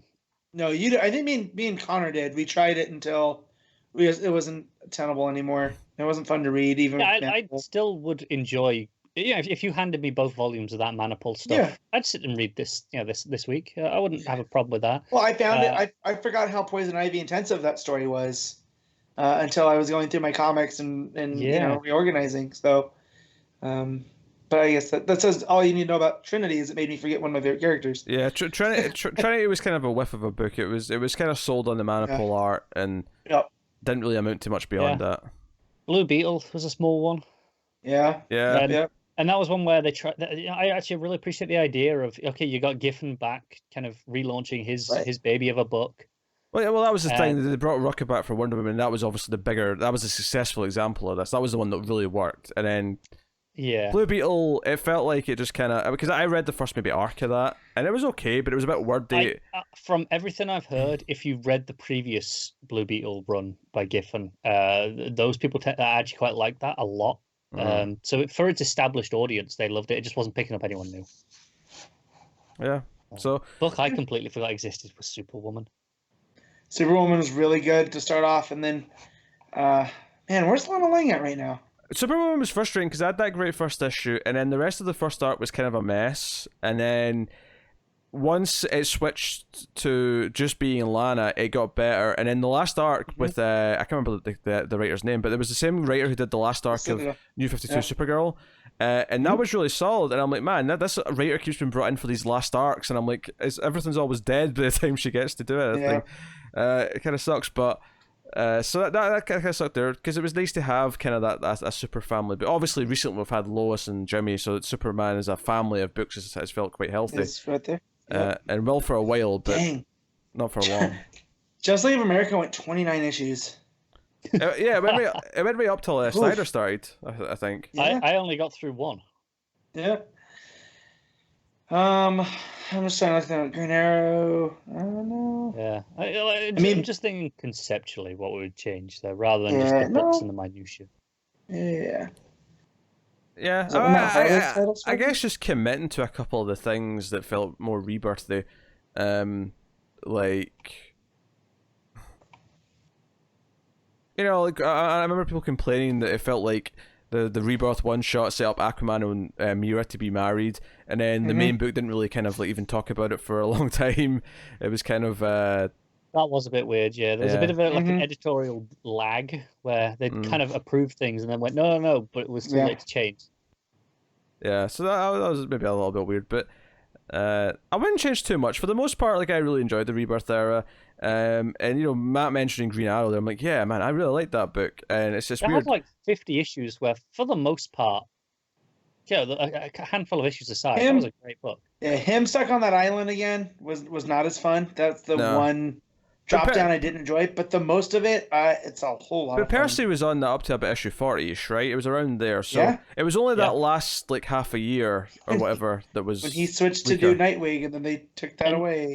Even that last handful of issues still had some good stuff in it. It wasn't all bad. It wasn't all bad, but it was definitely weaker than Percy's run. Oh, sure. Yeah. It's a little unfair though to compare a 60 odd issue run against here's a handful of single issues that came after. And so that's one of those books that's like and Nightwing as well. Nightwing was really solid, and Percy was doing a little good run as well, and then it just got taken away when they decided to put in that Rick Grayson stuff. Because those last 2 issues where he did that weird like race with Silencer, and it was like this Ireland like wacky races thing. I was like, man, this is actually really fun. And then it all just died. Remember All-Star Batman? No, gladly I don't. I've forgotten it gladly. That's one that popped up. I only remembered it because there's a website in the UK today that was they had a deal on like get 10 trades, 10 DC trades for £20, and I was like, oh, I'll have a look through this list, see what's there. But £2 a book, it's just dirt cheap. And All-Star Batman Volume 1 was in there. I was like, oh yeah, that was a thing, and I read that. Yeah, like all of it. The only reason I know, and I say that as a joke, is I have the Poison Ivy Tula Lotte signed cover. So such a good cover. Yes, it is. Yeah. Shout out to probably the first great miniseries we had on the show was Supergirl being Super. That was really early on, and that was fantastic. Was that early? Yeah, I want to say that was that was like, I think that started at the end of 2016. It sort of bridged into the start of 2017, but so that was really early. Yeah. And I think Dead Man, the mansion or the haunted mansion of Forbidden Love or whatever it was called, that was also really good. That wasn't too long after, I don't think. Yeah, this wiki page only lists the miniseries that are like DC continuity, so it doesn't have those on here. So the first one's like, it's got metal, and I think the only like non-event stuff was Batman and the Signal, which Death of Hawkman. That was I was gonna bring that up. That was okay. And that was the Captain Atom one as well that I quite liked. That was okay as well. I mean, it was solid. Yeah, refreshed it. All right, we'll move on to the other question here. Second question, this is from Emil again. Second question regards the future of the podcast. If you were hired to replace Didio, what would 5G look like? What characters are at the center? Which writers spearhead the project? Is continuity changed? What is the goal of the relaunch? My hope would be that they put Legacy back to the forefront, emphasizing the next generation of heroes like Wally, Dick, Donna, etc. Happy podcasting, guys. So I think there's a balance to that, isn't there? That you kind of want, like, you don't want, because what they were talking about is Flash was going to be replaced by, I think the rumor at the time was like Captain Boomerang's son or something like that, and I was like, what? Why? Nah, it should be someone we know. Wally, fine. It should be someone we know. It should be someone we already care about. Someone that's been established. I mean, I don't necessarily want every character to be transitioned to someone new. I love the mid-2000s DC is because they're just like, sure, it all works, right? And so you have the Titans, you have Nightwing, you have Bruce running around as Batman, you got, Oracle, you got different Batgirls, like... Yeah, I was kind of into the idea of kind of aging up. Not like, again, I don't want everything. I don't want Captain Boomerang's kid as the Flash, but Wally or Bart or whoever, right? Sure, someone who's already an established member of the family taking on the mantle. Sure, Dick taking being back as Batman maybe, or even maybe give that to Tim as something to do because Tim's got to be doing something. I think Wonder Woman works because she's essentially immortal anyway, so whatever. Yeah. I don't know, because I don't know if 5G is necessarily what I would do if I was given Didio's job. It would probably be more like, I don't know what I'd call it, but it would probably be about something about restoring some of the past. Like, not necessarily so much just like, we're back to post-crisis world now, because I don't necessarily think that's super feasible. But there's definitely things that I would want to reinstate and sort of make sure are part of continuity. And Legacy is important, and Legacy would be a big part of it. Yeah. And I'd make sure some of those Legacy characters have prominent places and roles. And maybe one or two would replace. If I was in charge, would Dick Grayson be Batman? Yeah, probably. Because change should last sometimes. Yeah, Batman Inc. thing. Bruce doesn't need to be on the front lines. Yeah, the only reason I say not Dick is while I think I would take Dick over Bruce in any day. Yeah, I like Dick as his own man. Like, that's kind of his whole thing is, and he feels really burdened by having to be Batman. And while there is some good drama there, I think it's more, okay, give it to Tim. Tim that's the has first... got that like lost identity of what to do next. He never has really known. Yeah. So him stepping up into that mantle gives him that responsibility. I think really works for Tim. You see, I'd give that to Tynan and just tell him if my editorial thing, like he has to do it, is, hey, you get to write Batman still, but start it with Dick, and he decides he doesn't want to be Batman, so he make the first story about how he passes it to Tim, And I think that'd be a fun story, because we all know how much he digs the legacy of Batman and how much he loves Tim Drake. But right, so... I would say this, though. There'd definitely be a couple of mandates. There would be a ban on any multiverse stories for the next few years, at the very least. There'd be a ban on Batman Who Laughs, assuming he's still around, if I don't just kill him. Which is a possibility, I suppose. I'm okay with that in general. I wouldn't ban multiverse stories in their entirety. I'm okay with smaller books just kind of doing shenanigans in the multiverse. But in terms of being like the focus of any flagship books or events, even the small examples though, I feel like lately there's been too many. Like Young Justice was multiverse hopping. Like I don't know, there's been too much of it recently. Maybe it's because I haven't read that. I haven't been feeling it as much. No, but see, I miss the days where it was like an Our World's at War, right? Like that was the big event, and it was what was it, Imperiex? What was his name? It's been forever since I read that. If I even have read it. I don't remember.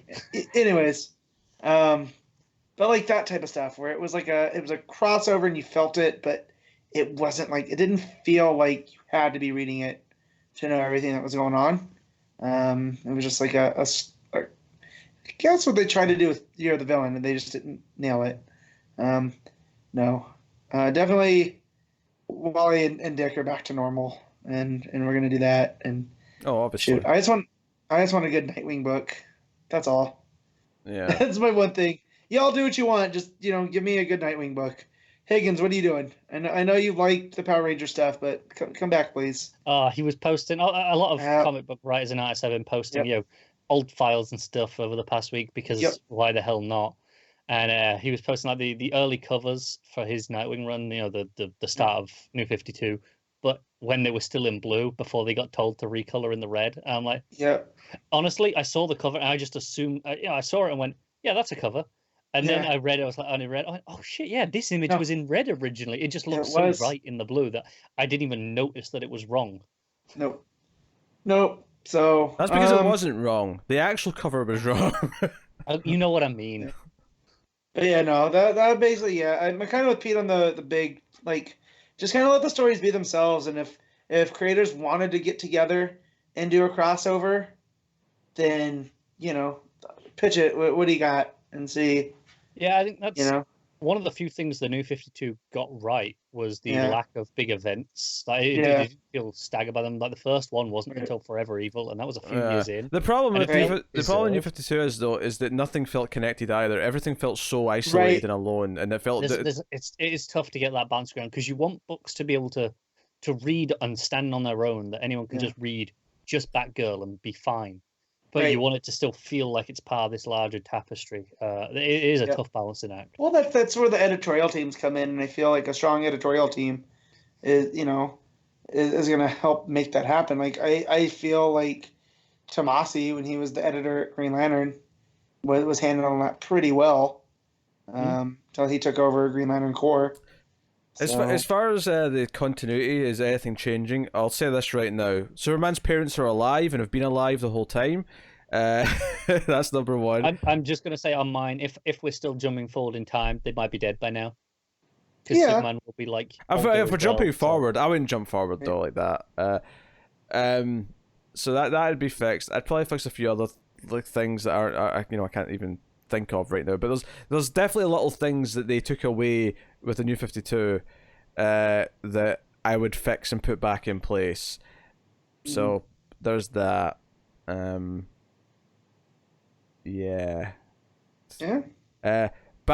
wouldn't know who killed his parents. That'd be a mystery. I'm so okay with it being Joe Chill. I don't hate it being Joe Chill because he's still kind of a random nobody, but I still kind of like the idea of just not knowing even that. Like, it's just someone. I'll tell you what I would take out, and this is a little bit spoiling of how I feel about week. I am sick and tired of seeing Thawne kill Mrs. West. So that's done.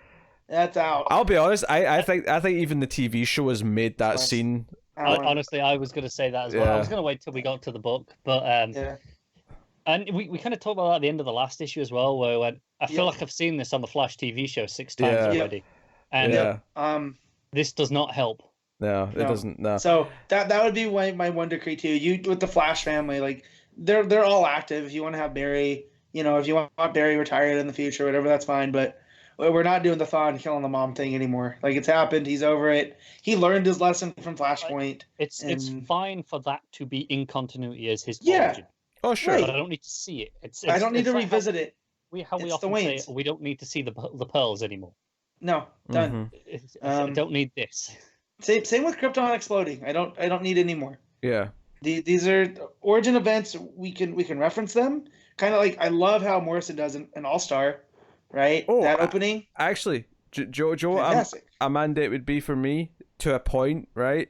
You'd have to make a serious case to break this rule, but I would outright say that you're not allowed to retcon a villain into a hero's past. You have to just have their first encounter with them being present day and goddamn deal with it. Because writers, not only in comics admittedly, but writers do this far too often, where they all of a sudden they'll do like a quick little flashback to explain how someone was already in the past before. And while sometimes it's okay, for the most part it usually sucks, and just it being used over and over again has made it feel worse every time. We're to the point now where I see it happening, and even if the story is good, I still roll my eyes a little bit, and I'm like, no. Yeah, I think there are exceptions to that. Like a creative writer can be like, hey, what about why do I feel like we're going to be ragging on Flash this week? But yeah, so that would be one. I'm trying to think what else is super important to me.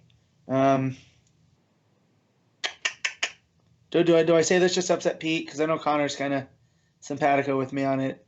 Is that Dick and Corey? That's the one true relationship. Hell yeah! Right, not Babs. Babs can go do whatever. That was a thing in their past, and they respect each other.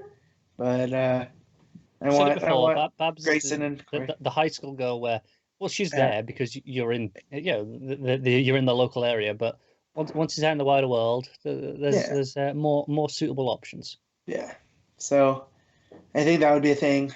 Because mainly I just like the relationship between Corey. Honestly, I would like to, if it was me, it would be not in terms of continuity, or I want to, but it would be establishing a variety of types of book. Like, I want to have books like the current Batman book that is going on, but at the same time, I want books like Starfire from the DCU book. I use that as an example because I just mentioned it. I want the variety going on at the same time. They can coexist. We don't need to be at one extreme or the other. Whereas, but again, they can do that too. It's like, again, with the Green Lantern things, we can have both, or even if they want to do 2 Harley books, right? You can have the Amanda Connor one, and then you can have, I guess, Suicide Squad's kind of like that right now, where, it's similar, but it's not. Like, if Pete doesn't want to read the zaniness, right, he could read something like, that's actually something I feel like no writer should be on 2 books of the same character. So Action and Superman should not be the same person. Detective and Batman should not be the same writer,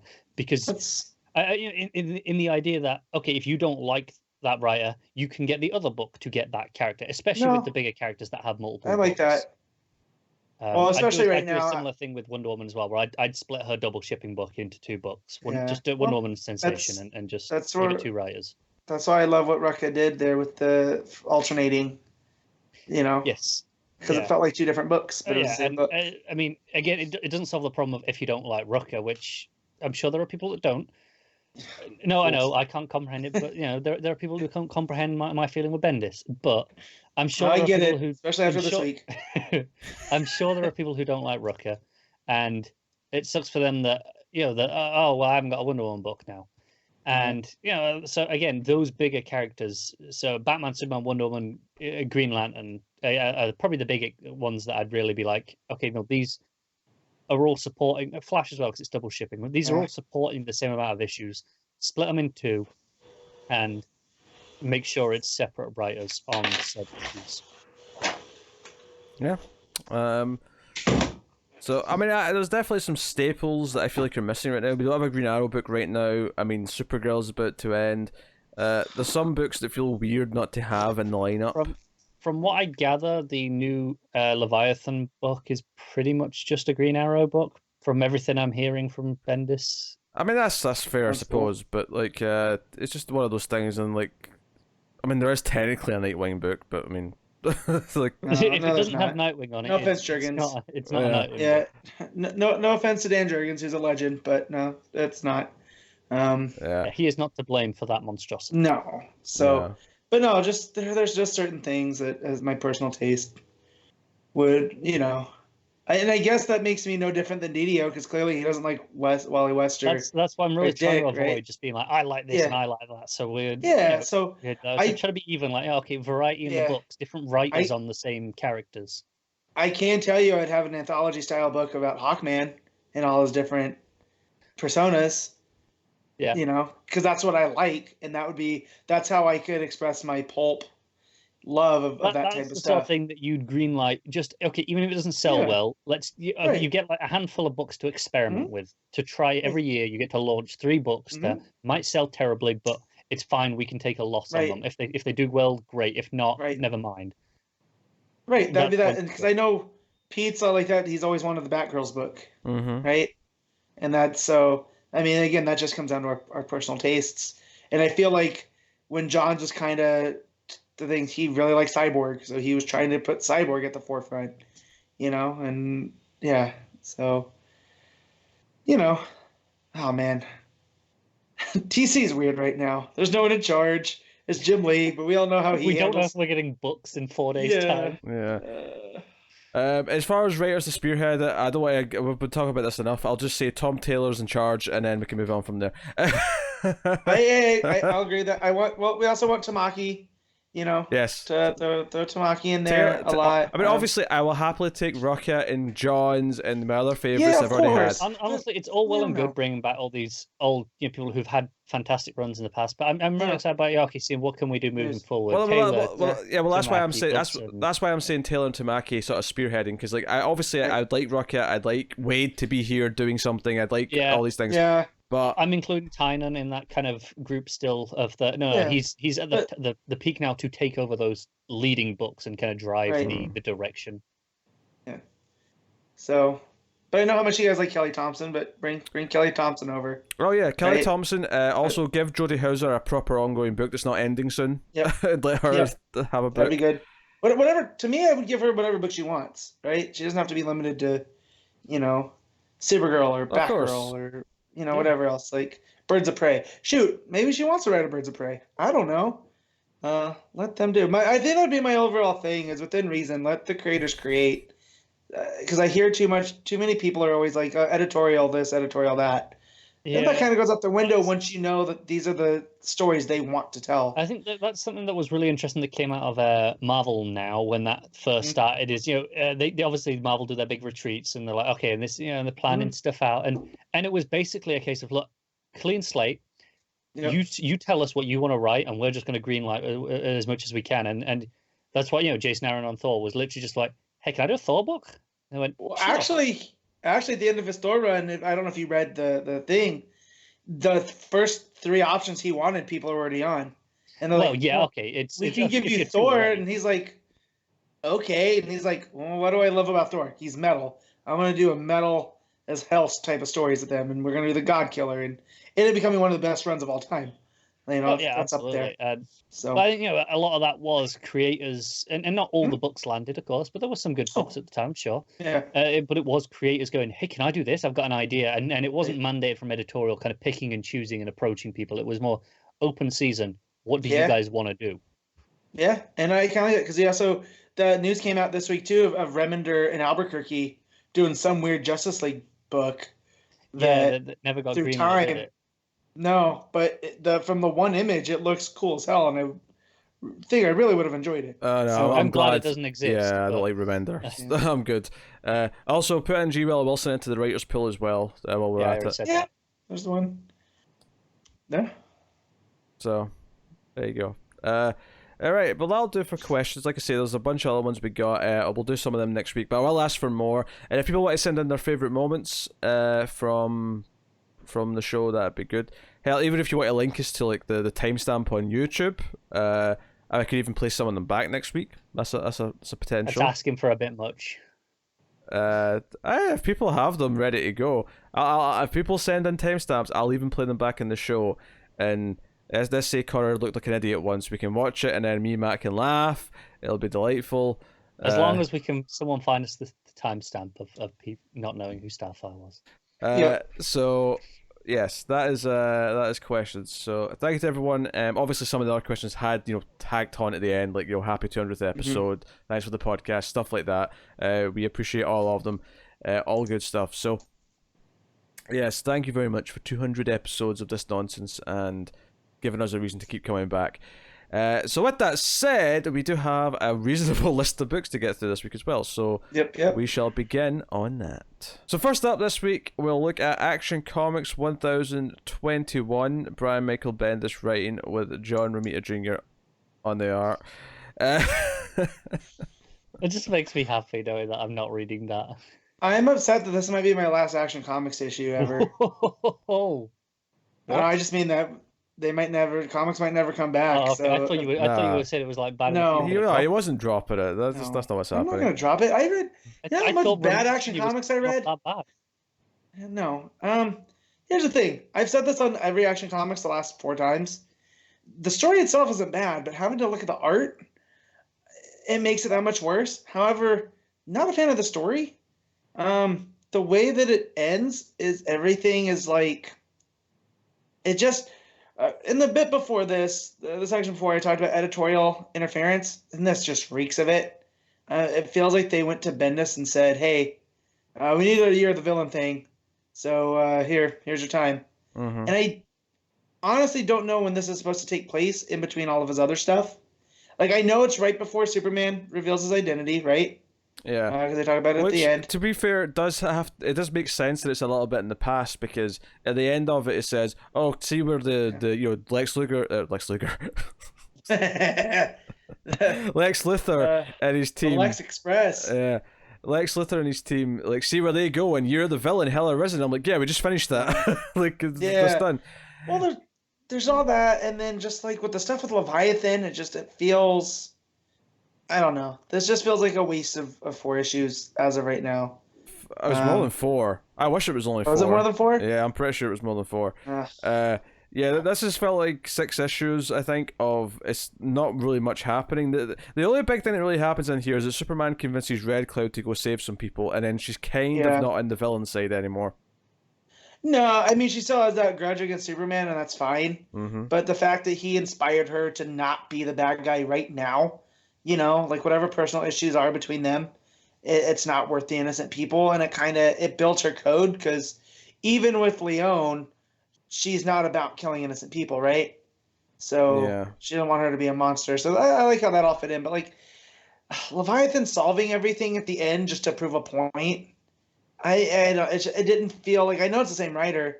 This does not feel like the same Leviathan that we've been dealing with in the other books. Yeah, I'm going to chalk this one up to just being forced to do a Year of the Villain tie-in. Yep. The art in this is horrendous. I'm looking at the panel right now of Red Cloud strangling Superman from behind. Yeah. He's yelling, "You're a monster, Luthor," and honestly, everything about it is horrendous. This is some of the worst art in a mainstream comic book that I have ever had the misfortune of reading, and I've said that every issue. That said, the very first page actually looks good. It looks more like Romita took the time, or JR took the time. The first big splash page. The rest of the book, no, it's there. I will say, though, to be more positive on it, I do like them coming together at the end to fix the parts of the city that they helped. That's always big with me, especially after Man of Steel. Well, I always felt that was a missing plot point. And more importantly here, that's one of the Leviathan's points, is he says, "Hey, I solved this problem without toppling a single building, which none of you can say." So they all stick around at the end and just help clean up. Superman and Connor kind of like bond a little bit, get to know each other, and that's is whatever. The final page is the tease where Leon's like, "Hey, with Superman revealing himself tomorrow, we can basically take over the city. If we start trusting each other again, her and good, then we can take over the city." So it ends with her sort of smiling, menacing. So it does seem like it's going to get back to what we like about this book and dealing with Leon and Good and their takeover of the city and what their plans are, which is great. Unfortunately, we know that the next couple of issues are still Romita Jr. art. That really upsets me. But at the very least, plot-wise, it seems like it's getting back to what we want it to be. Yeah. It feels like filler. And up to this point, none of the Bendis stuff has really felt like filler. You know, it was special in its own way. Yeah, no, I pretty much agree with that. It's been a rough arc. This was a rough issue. There's moments of goodness in all 6 issues. Don't get me wrong. There's little bits here and there, but it's no. But it's not as good. Story are fine. It's not up to Bendis' standard, and obviously the fact that the art is just dragging it down obviously doesn't help. So, it's a rough issue. We got a lot of books though. I think we can leave it there for action this time. What are you giving it, Matt? I'm giving this a 5. Yeah, 5. I think I'd probably give the story like a 6. The art I'd give like a 1. Well, the art what drags it down for me. But even the story, I wasn't that big on. I'm glad it's over, and you never want that to be. You're like, oh, thank you. This is over. We can move on. So I'm giving this a 4. Ooh. Yeah, I have complete faith that it'll get back to what I want it to be, but this issue on its own is a 4. So that's where I'll leave it. That'll take us on to Batman Superman issue 8. Joshua Williamson writing with Nick Derington on the art. So last issue, Zod threw the bottle city of Kandor into the Lazarus pit, and we had all these mini Kandorians flying around. So the big first half of this issue is pretty much them dealing with that, and sort of trying to fight all these mini Kryptonians that all have the bloodlust. They're all crazy because they all just come out of the Lazarus pit. Right. So it is glorious. Yeah. So they're dealing with that. They're getting cuts. Zod at one point, Raz at one point says to Zod, "Kneel before Raz Al Ghul," which Okay, this is the Williamson that I like. Right? You can tell he's having fun. You have little tiny Kryptonians going around in a swarm. Right? They're trying to be careful not to hurt them. And then you got Raz in this awesome armor. Mm-hmm. I love the helmet and a bit where he kind of he hits them with the red sun grenade essentially. He's like, right, they're weak now. Let's get them while we can. He pulls out his sword, and then it's just the next panel is Batman with the back of his head in the batarang. It's like this is so good. Yeah. And just the setting and the temple, right? As Tim said on Twitter, it looks like Yavin 4. That was me, not Tim. Oh, that was you. That was me. Yeah. Oh, gotcha. It was that particular shot. It looks exactly like the shot with the lookout. So because they get them back in the bottle, and Raz, because he stabs the bottle with a Kryptonian sword, Superman has to fly it off to the fortress to try and sort of, basically contain it and make sure they're okay. But we find out, this kind of like mini little twist, is that Zod actually didn't have all the Kandorians in that one bottle. He put half of them in a different bottle. So there's now there's 2 bottle cities of Kandor, basically. The other half are going to be with Zod on his planet, who he kind of does accept he keeps the peace treaty essentially with Superman. He's like, look, I'll uphold my end of the deal. I'll stay in my planet and cause no trouble. Because he says that to Batman.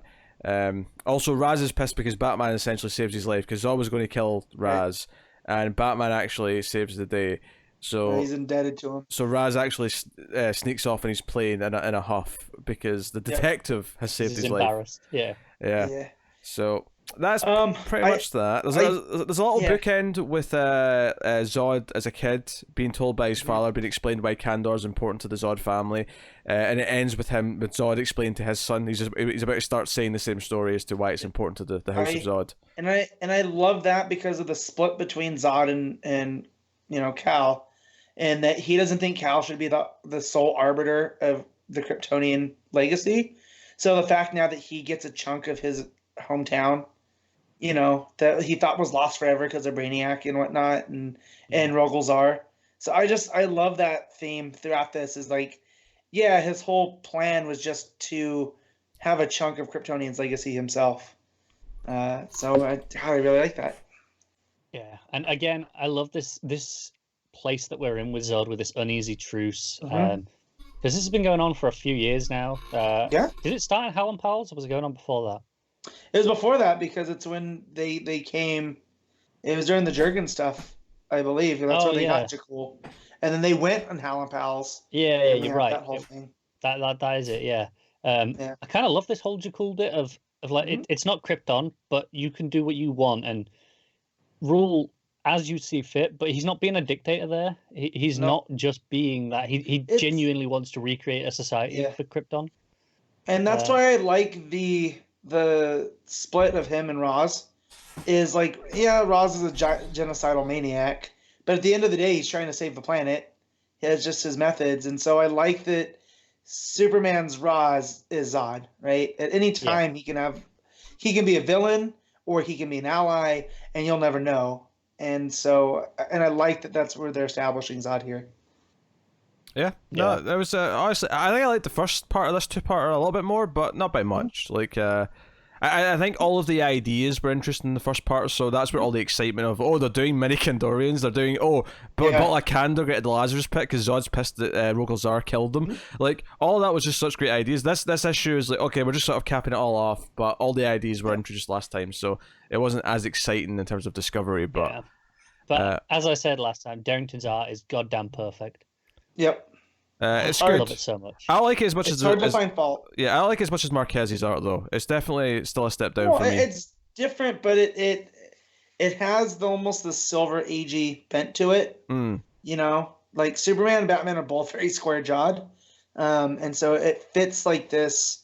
I don't want to call it a throwaway, but it feels like just a Batman Superman adventure, and it doesn't have the same importance that the Marquez stuff did. It feels timeless, I think. Yeah, there you go, timeless. Like there's a panel early on with Superman breaking through a wall, and it just looks fantastic. And you know, I love Marquez's art. I think it's brilliant. You know, I praised every single issue he was on.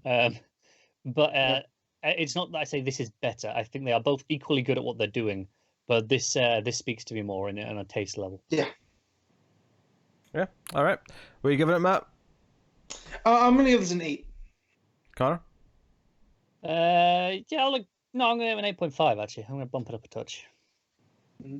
Okay. I'll give it an 8 as well. I'll agree with Matt. Go with the straight 8. All right, that'll take us on to The Flash, issue 752. Joshua Williamson writing with Howard Porter on the art. So it was a Flash issue, which I appreciate. Howard Porter is one of those classic Flash artists that feels like he fits the book. That's Matt, sad. Are you regretting jumping back on? Oh yeah, big time. But like, as much as I love Howard Porter, this is not Howard Porter's best work, even with Williamson. And do you know what else Howard Porter can't do? He cannot salvage the Justice League suit. No. The what suit? So it's the Justice League movie suit. Yeah. Because that's what he's basically drawing here with the armor. That's I guess. I don't even think of it the that Ezra way. Miller But... suit. Yeah. It was as soon as I saw it, it was like it's the only thing I can think of. The darker color palette, the serrated sections. It is that suit. No, I don't think of that. So because I've got a healthy mind, so I don't think of that horrible thing. So yeah, basically, obviously we see a bit of Paradox and Godspeed fighting at the start, but ultimately it's just we go to where Barry is with his mum. I will say this: I do like that Barry very quickly is like, yeah, this is all fake, this is not real, and speeds around. It feels like he always kind of knew, and he was just kind of playing along until because she shows him Flash City and how this is a perfect place for him now that he's done.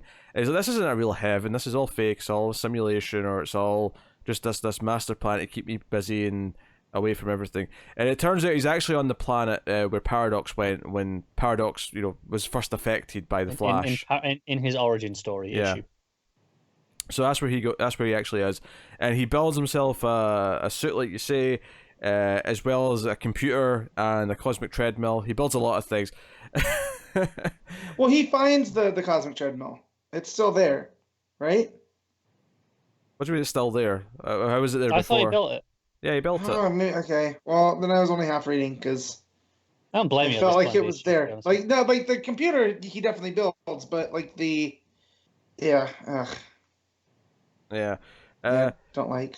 So he does that, and basically he's like, yeah, I have to find Thawne, so I have to, like, and he's technically dead, so I have to pick him out of the time stream, and I don't want to create anything. I definitely want to do another Flashpoint. So yeah. Just a question on the computer that he's built. Mm-hmm. What's this hooked up to? Where's it getting the images from? Like Speed Force, bro. Like there's no Wi-Fi connection out here. Speed Force Wi-Fi. That's all I got for you. So he's doing that, and so the final is like, okay, there's one part of time that I know I can go get him from, even though this is exactly the part in time where technically, I mean, Flashpoint was This is where Flashpoint is created. This is what happened the first time. He's like, can't pull him from any random point in time is risky. I can't create another paradox, or worse, another Flashpoint. Yeah. So what do I do? The moment where I created, Flashpoint in the first place. Yeah, so the final page is Eobard Thawne standing over Barry's mother in the house, that classic scene. And it's what we were saying earlier, if you didn't listen to the news section or the question section, is that, like, the Flash TV show has went back to this night so many times, and it's kind of unfair to blame the comic for this, but I am so sick. It's the same with Batman's parents dying, it's the same with Krypton exploding, all these moments where they just keep going back to over and over and over again. I'm like, you know what? I never need to see this moment again. Ever. Yep. They rely on it so goddamn much.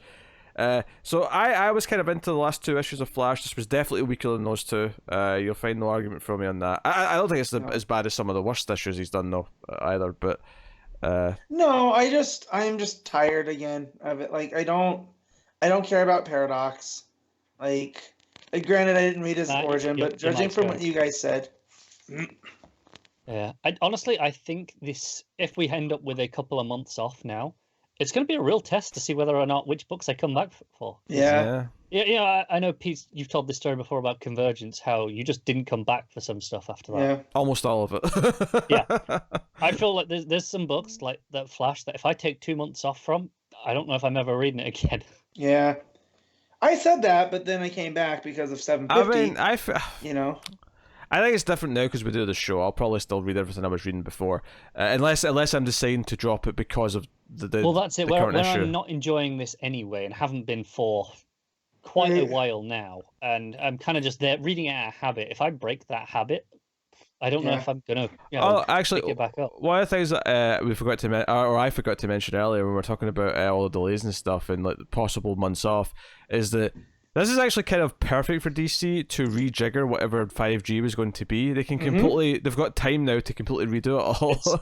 It's funny because obviously before everything went down, the rumors were that they were going to be doing some sort of Convergence style event for a couple of months where everything went on hold and they could let everything get a lead time for all the new stuff to launch. And it's like, well, now they don't need to do that. Yeah, now they've just got the lead time. It's fine. Have it. Yeah. Yeah, Flash is a frustrating comic. It has been for a while. I liked the last couple of issues.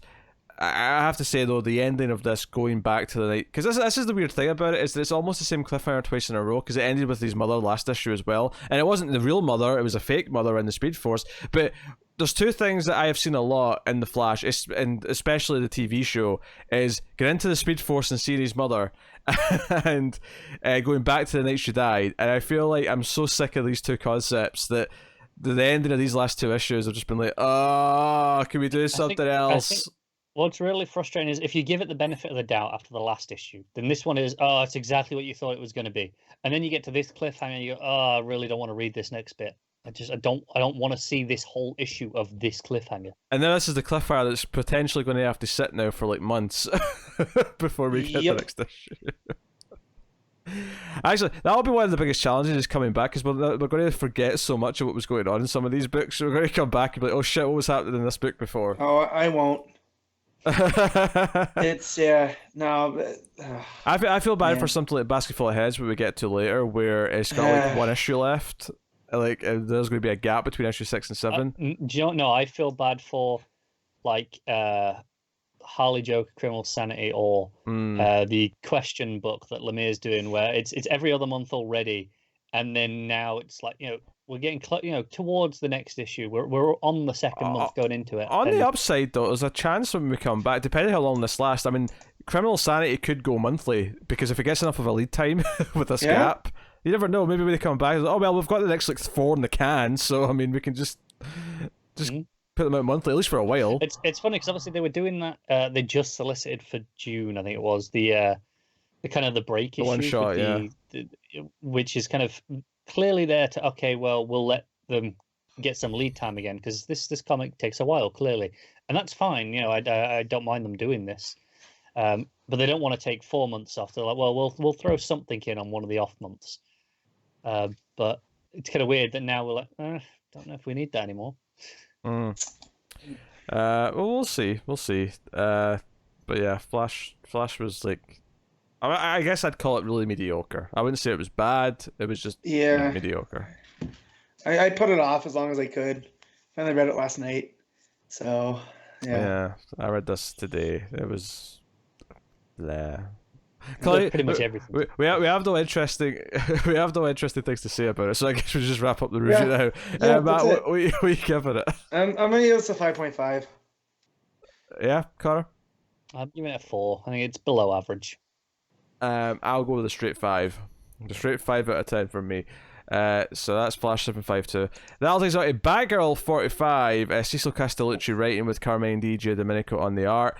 And I hate to be on a negative streak here. Women in average books this week, aren't we, so far? Yeah. I have to say, Castellucci's run is really starting to feel a little bit troublesome, because the first couple issues from Castellucci were solid enough, and it was nice to continue what was going on before. But you kind of get, now I'm getting the impression that the reason why that first arc at least started pretty strong was because it was just continuing what was already set up from before. Because I think Margaret Scott, who was on the book before, kind of left suddenly, and maybe it was like, okay, here's my notes for the next, the rest of this story, and that's what Castellucci was working from.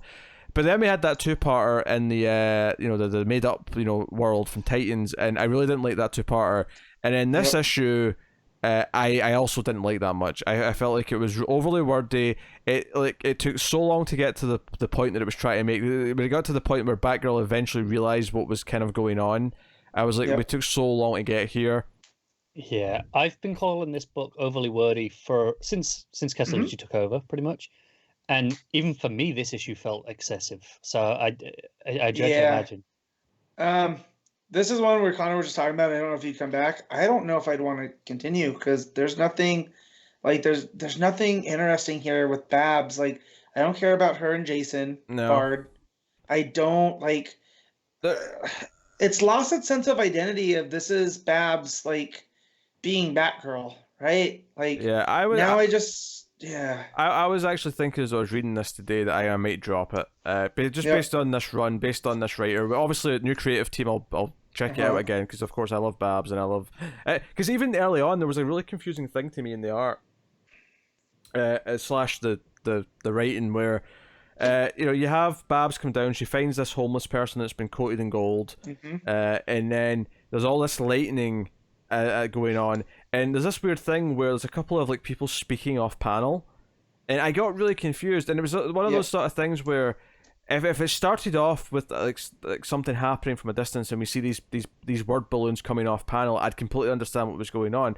But in all this chaos, it was really confusing to me why Batgirl seemed unaware of them, or why they were okay even though all this chaos was going on. It all felt a bit confusing. And then eventually we see members of this SWAT team or whatever taking the gold person into a van, but it felt really clunky the way it was introduced into the scene, and it didn't flow well for me at all.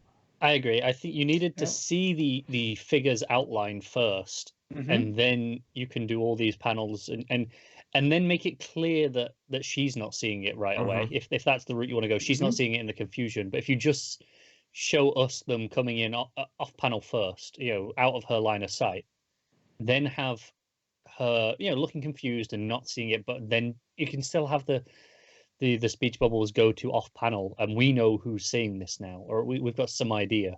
Yeah, conceptually, I don't necessarily have a problem with the conceptual ideas that are going on here. This idea of this rich person who's building this weird energy source out of taking homeless people and anyone they can get their hands on and turning them into this gold substance, And it It's a somehow James involves Bond nanobots. Yeah. It's a Bond villain plot. I mean, Yeah. whatever. Like, I can get on board with that. I didn't enjoy the actual progression of it. There was so much dialogue from this character, her showing them around their plan, and like Babs like eventually getting to the point where something was going on, and finally coming in.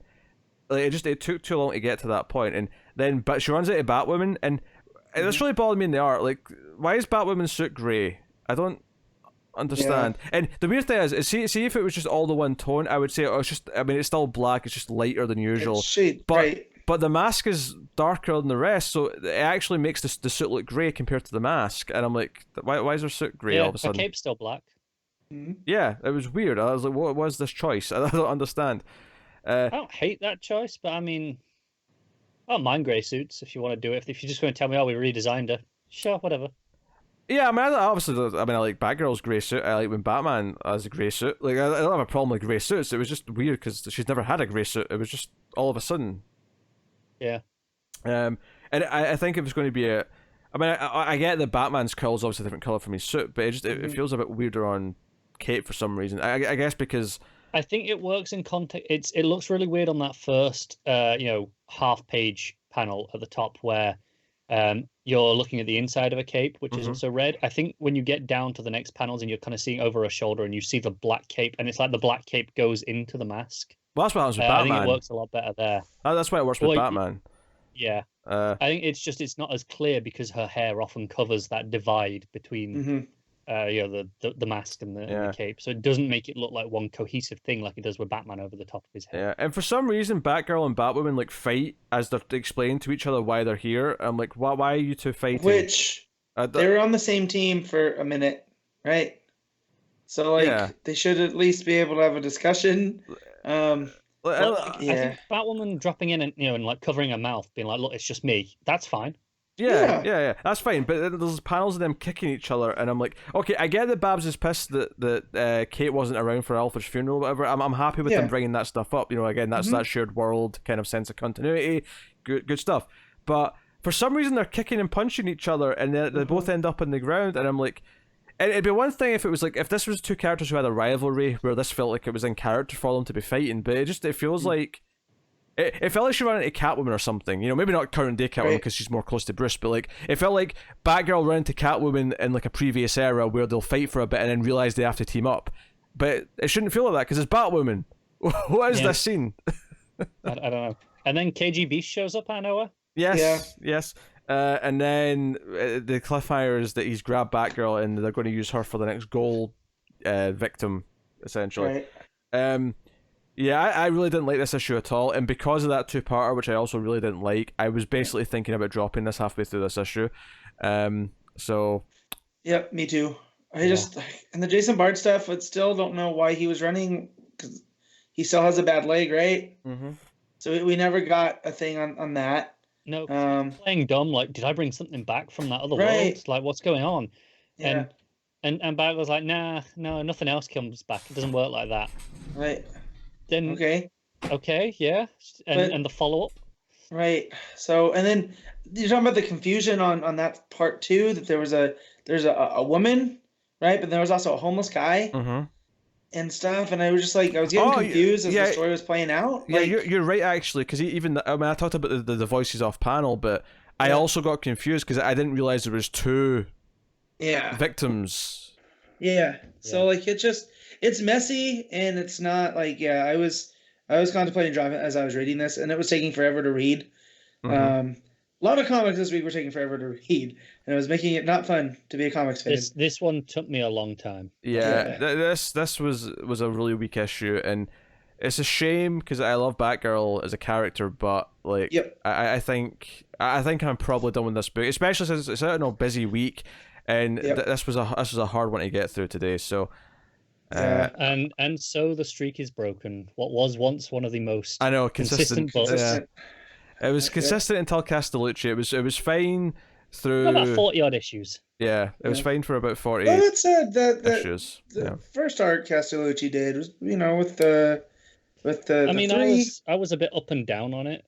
Yeah. With the Oracle stuff. But again, that like I said, that seemed to be based heavily on what the previous run was doing, as opposed to Castellucci's own thing. So yeah, but obviously American Scottish run I liked. Obviously I loved Hope Larson's run on the book. So unfortunately, I think this is me dropping Batgirl until we have a new writer to try. I mean, it sounds like all of us are, to be honest. Yeah, but it is what it is, but it makes room for other books if new things are going to be launching in the coming months. And when I say that, I mean after the break, obviously. Sometime this year, maybe. So that is what it is. But what are you giving this issue of Batgirl, Matt? I'm giving this a 4.5. Connor? That's still a bit generous for me. I'm giving it a 3. I'll give it a 4, which is what I gave Action as well. So it's a shame, but it is what it is. Yeah. Which will take me and Matt on a Supergirl issue. Oh, I didn't write the number down. I forgot to put this number. It's 40. 40. Thank you. By Jody Houser and Rachel Stott. This is Wonder Woman and Supergirl still fighting. And honestly, it's a very quick read. I mean, I enjoyed this, but it's not a lot of story moving forward. It's mainly just them fighting. The big heartstring moment, though, is Wonder Woman trying to convince Supergirl that she's doing more harm than good right now, and Supergirl listens to the people of Smallville and hears them being scared of her, and this kind of like makes her stop in her tracks for a minute, and then Crypto kind of pulls at the heartstrings a little bit as well and kind of jumps in. So that's the one that got me. So the issue is mostly Wonder Woman and Supergirl fighting, and Supergirl and her, because of the kryptonite, the infection's, running roughshod, and it's making her more, Supergirl who laughs. And so she breaks off a piece of her metal suit to stab Wonder Woman with. And as they're fighting, Crypto basically tries to make Kara see, and then she tries to leave, and then Crypto's right behind her. And I was like, oh, stupid dog. Like, so I like that. And just, like Pete said, with her listening to the people of Smallville and realizing that she's causing more harm than good. I do like that, of course, Wonder Woman's, all about truth, right? So that's why she's trying to reach her. And I always kind of wanted to see kind of a mentorship with Kara in Wonder Woman. Yeah, Supergirl basically flies away from Crypto, goes to the sun, hoping that the sun might actually fix her. Burn it out. But she ends up blasting back to Earth, and we just hear the Batman Who Laughs sort of come in and say, "Oh, you tried to, get rid of it, but you're still mine. We have work to do." This is another one of these things that we've already seen her be cured in Hell Arisen. Because at the end it says, "See Hell Arisen for what happens." Yeah. And it's like, again, this just kind of feels weird in that sense. But through no fault of Hauser, I think this has been a very readable story. For sure. So out of those Hell Arisen style things, this is probably the best of it. Not Hawkman, but I already have Hawkman a lot of love. It was just really easy to read. I mean, like I said, the Stott art, like the previous issues, the faces aren't always great, but the action layouts are really good. It flows really well. There's one particular scene where Kara tries to stab one woman with the metal, and she deflects it with her bracers. And that led me to go, that's kind of what you want to see in a fight scene, especially in print. So, there's 2 more issues of Supergirl, so I'm glad that Hauser's going to get to write real Kara for a couple, just to reset things before we leave it. Yeah. Obviously, I would love nothing more for to keep going with Hauser writing it, but, I mean, that's what it is. Been cancelled.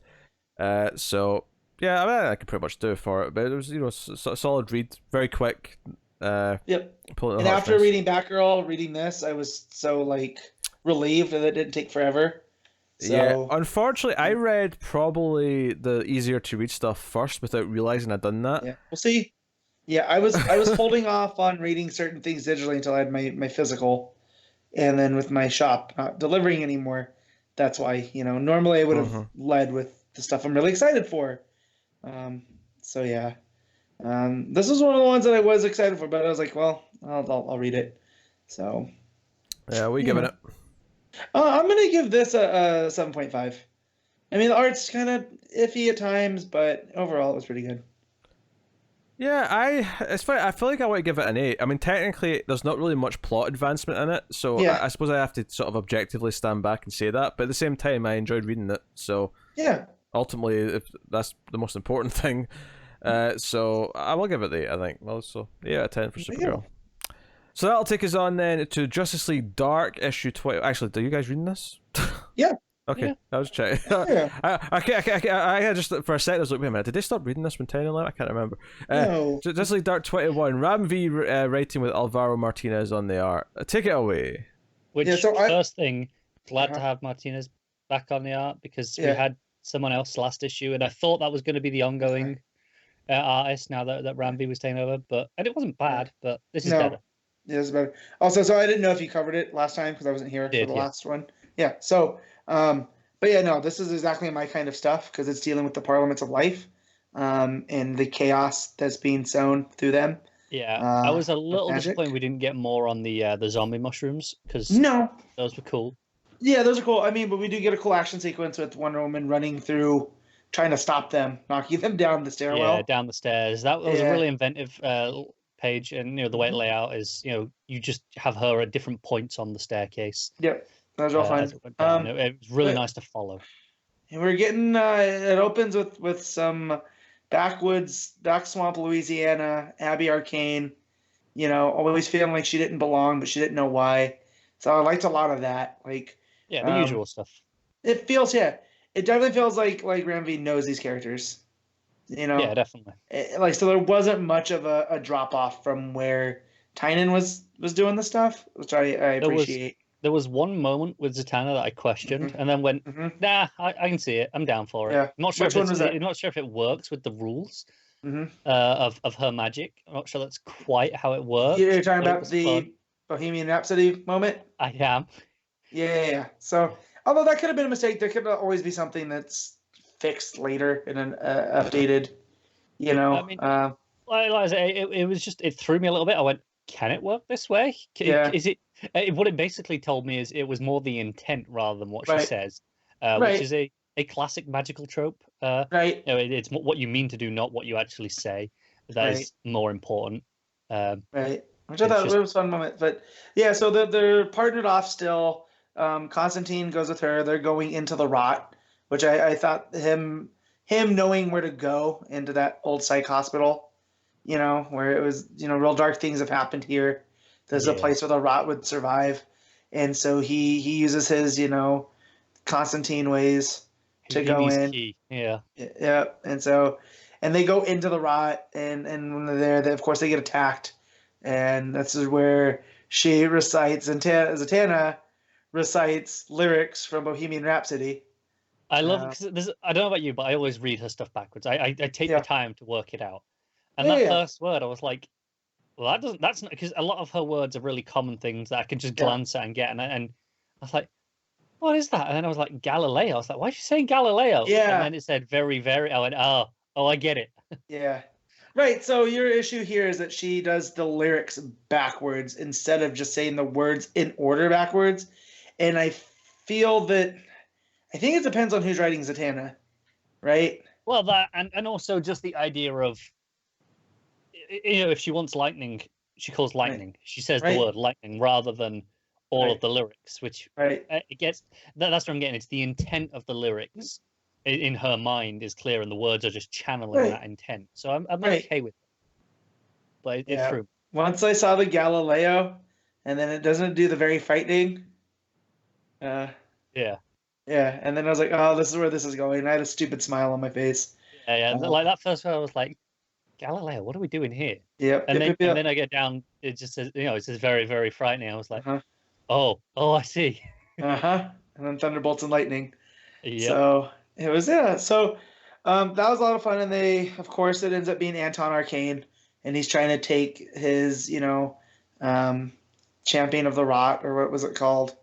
Avatar of the rot back from Abby, who seems like she's in like a stasis kind of thing, and she's being tortured because in the flashback kind of we see it's her like teenage love and doing stupid teenage things, and she has her first kiss, and she knows that it didn't happen like this, but so something's going on with her as well. And then we have not Fate, Kit Nelson, who's in there with Floronic Man, trying to keep him at bay, and Florence Man trying to talk him, telling him that he knows what's going on. Yeah, about the order. like, you don't know what's coming. You don't know what you're Yep. up against. And yeah, so it makes me wonder what we're up against. But yeah, and most of the action really takes place with Wonder Woman and Detective Chimp and Animal Man, with the zombie fungus, and trying to help these people. And it looks like Animal Man not being able, to control. And then he reaches into the red, into his stasis field, and pulls out a flatworm, so he can, do what he needs to do here and connect. So I thought that was pretty fun. I think it's a really solid issue. It still feels like, okay, this is setting up for a lot of things. It's building. There's not a ton of huge events. Yeah, I got to the end with this. It's peppered nicely with some action, though. Yeah. Well, as I say, I got to the end of Florida Man, and I thought there was more pages, and that was it. So just my one thing is maybe the pacing's a little bit off. But I still, again, I enjoyed what I read. It's one of my favorite books still, even without Tynan. Yeah, I think this is one of the weaker issues, but not. I don't mean that in any way that it's bad. It is very much just we're setting up some stuff. New writer establishing their ideas and kind of bringing those in. And but I like all the ideas so far. They're just kind of being introduced. And I really like bringing Animal Man onto the team. I hope he sticks around. Me too. I just and too with what Soul did with the different parliaments, how he kind of Green Lanternized it, and we saw the gray, and then we saw the information one.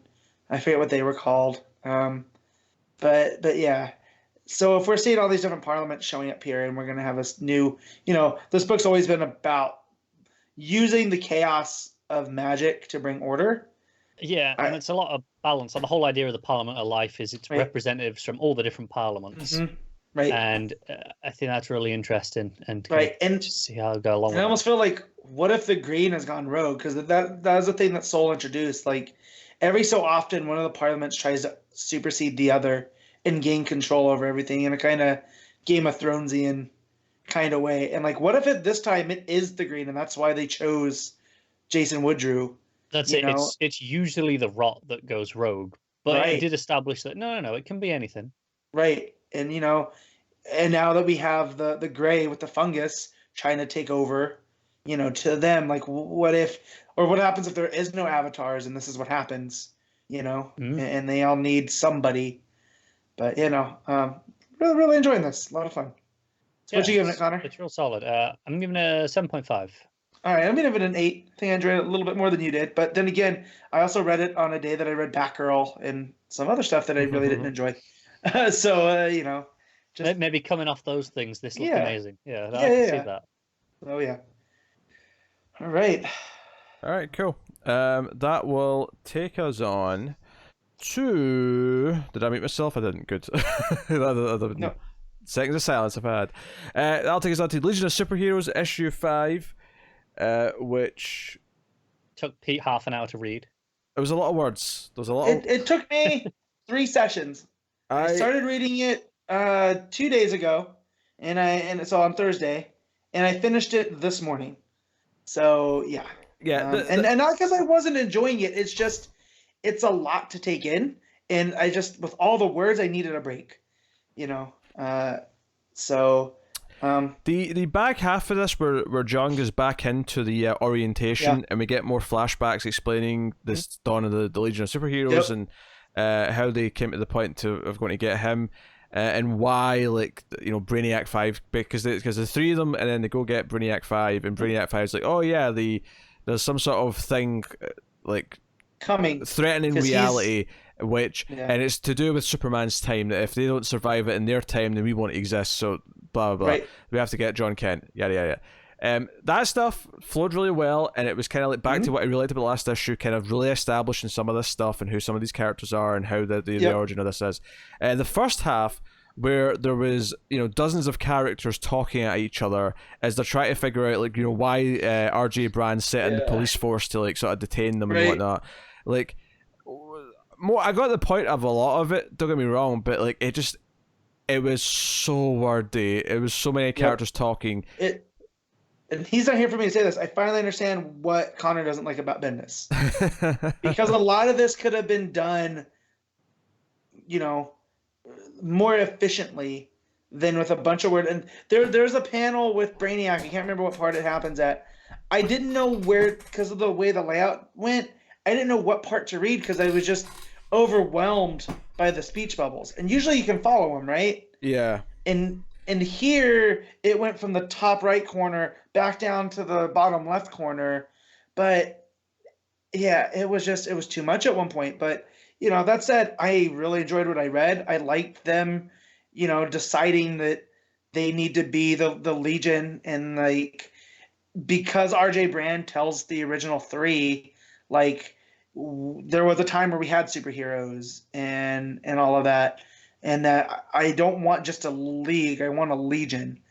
That was real fun to see the Legion come together like that. The first chunk was a bit more rough to read, just because there was so many characters, and like, just slow down a little bit, maybe make it a bit simpler. The back half though, which was again more of this flashback stuff, as John was seeing it, I thought worked really well, and again further established kind of who these characters were, how they came together, and what the threat is that they're kind of building to, the reason why they wanted John in the first place. So all that stuff, that was solid. That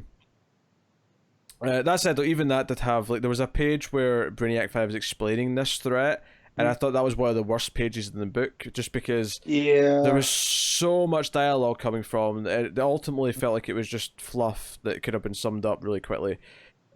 But more efficiently. I do like, though, that Bendis had kind of introduced the fact that he is a nerd for this stuff because of his 12th level intellect.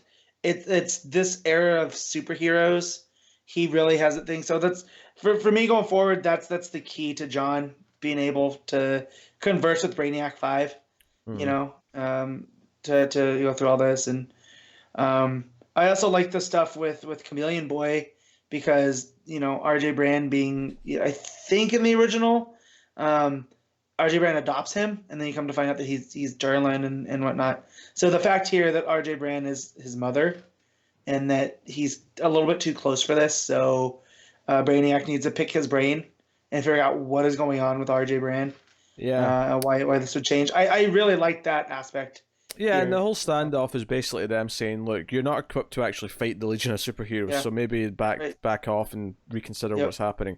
The book ends with Saturn Girl coming out to talk to John after he's seen this, and he's like, back when you came back to get me on Unification Day, you never said that there was this threat or anything. And she says, because that wasn't for them, because all those leaders of all those worlds, they couldn't handle that information. This information is just for you. And then an alert goes off saying they have to evacuate Earth. So we'll see why they have to evacuate Earth. But it's something to do with the Trident, because two of them go off to find Aquaman's Trident, which they've been looking for. So a lot of stuff going on, and for the most part I'm still enjoying it, but it is a little bit overwhelming. The first half of this issue especially, which was a bit of a shame, because I felt last issue was finally the one that really felt like it wasn't doing that at all to me. And the back half of the issue was more of that. It was just the first half was very much kind of the, oh god, too many people.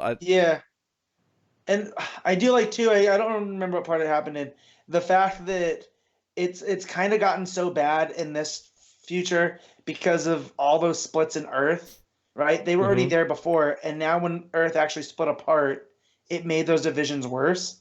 So I kind of like Bendis' commentary there, right? That these divides are only going to keep getting worse. And you need people like the Legion of Superheroes to bridge those divisions. I don't think I said at the start who was on the book. Obviously, Bendis is writing. But Ryan Sook isn't alone this time. Scott Godlewski is also doing some art. You can tell, but Godlewski's kind of doing his best to kind of fit Sook's style. So it's not too jarring when it happens. Because Sook's doing the first half stuff, right? Not the Legion history, and then Godlewski, I think, is doing the Legion history. I think so. Yeah, and there's subtle differences there. And this book was delayed by a week or two, so this is probably why they had to get another artist in to help finish it. I don't necessarily think it's that. I think it was a letterer couldn't keep up. So lucky it just snuck in this week, aren't you? Yeah, right. So, but no, I really enjoyed it. It's still Legion that I enjoy, and again, Brainiac saying that those divisions or why the Legion's here. It's so funny. They had to delay. Really liked it. Obviously, the next 2 issues is a knock-on effect. This one going back, and now I'm thinking, well, technically, like with everything being pushed back, probably, like they don't have to actually move week now. They could just be on their original week when they come out because they'll have to reschedule everything from scratch anyway. Like it won't be just delayed by X amount of weeks. It'll be this is the new date for this book. So they'll probably rejig it around if it's ready. Yeah, well, yeah, but I'm thinking for the most part though, it'll just be that's okay. So April schedule was this. So now April will just be July schedule. You know. Well, that's the thing though. That's assuming that we come back at the start of a month, right? Okay, sure, yes. If that's the case, otherwise, well, here if we come back on week 1 becomes week 3. Yeah, but that's an interesting theory though. Is that if we do come back in the middle of a month, and so week 1 of April then becomes week 3 of July or August or whatever, then do they over time try to jumble it here or there so that eventually it becomes week 1's week 1 again, or do they just accept that now because of this? This is what this week 3 is now. Week 3 is now what used to be week 1 because that's just the way it is now. I think that's what they do, yeah. But yeah, well, that was pretty good though, for the record. Even if it's not as completely consistent as the previous issues. Matt, what are you giving Legion of Superheroes issue 5? Despite it taking me 3 sessions to read, I mostly enjoyed what I read. So I'm gonna give this an 8. Yeah, I'm going to go with a 7, just because it was a bit more of a chore to actually get through, even if I liked a lot of it and what it was doing. Yep. But if I'm feeling like if it's an effort to read, then something's not completely clicking. So I'll give it the 7, go a little bit lower. So that'll take us on to Suicide Squad number 4, Tom Taylor writing and Daniel Sempere on the art, which is a change in artist that is worth mentioning. Although to be fair, the art in this is still pretty solid. Blends. I think Adriano Lucas doing the colors is doing fantastic work in making this feel incredibly consistent. Yeah. That's a very good point. This issue, they're going after Boomerang. Boomerang is in a bar. He's out free finally, but he's not allowed to talk about his time in Task Force X. But of course, he just opens his mouth and does it anyway. Classic Boomerang. So back in our thing, where we talked about if we were, given Didio's old job, what we could do, I'd make it that only Tom Taylor can write Boomerang. Because I don't know if it's just if it's the Australianness of him or what, but he writes a Boomerang unlike anyone else. Well, that's a good point. I never thought about that, but yeah, I mean, Tom Taylor is Australian. Yeah. Oh, right. I felt that in this issue. Yeah, just choked on air for some reason. No, I felt he was doing the tourist guide to Australia, essentially. Yeah, because this year is set in Australia. That's where they go to find boomerangs. So, right, and so I do like too that he wants keys because he has to get out of there, and whatnot because the SWAT team had come, the military, whoever it was, to before they sent the Suicide Squad in, and he takes him out, boomerang style. And then the bartender, he's like, "Give me your keys." He's like, "No, man, you've been drinking." And then he reasons with him about, I only have this much and this, that, and the other. And it felt like a very Australian conversation. So there was just the fact that the bartender wouldn't he just murdered people, but you ain't drinking and driving, bud. Yeah. I do love I had one drink when I got here, and I've had 2 pints since, and I got here at this time, so... And the bartender's like, "You're fine. I do like the title page with the silhouette of the boomerang stabbed in the guy's head and the lettering. That's been like a consistent thing throughout these issues with the title page and the silhouettes, and it's fantastic every time. So Boomerang takes out this SWAT team and drives off. So Locke gives the squad the mission to go get him. Harley and that aren't really happy about it. Like, hey, we kind of know him. It's kind of weird. But they go on this road trip. They're all stuffed in the car together. There's a fun little gag here with the teleporter because I don't know all these new characters' names yet. Even before that, when Harley gets in, she's like, "There's no steering wheel." Yeah. All right, Australia.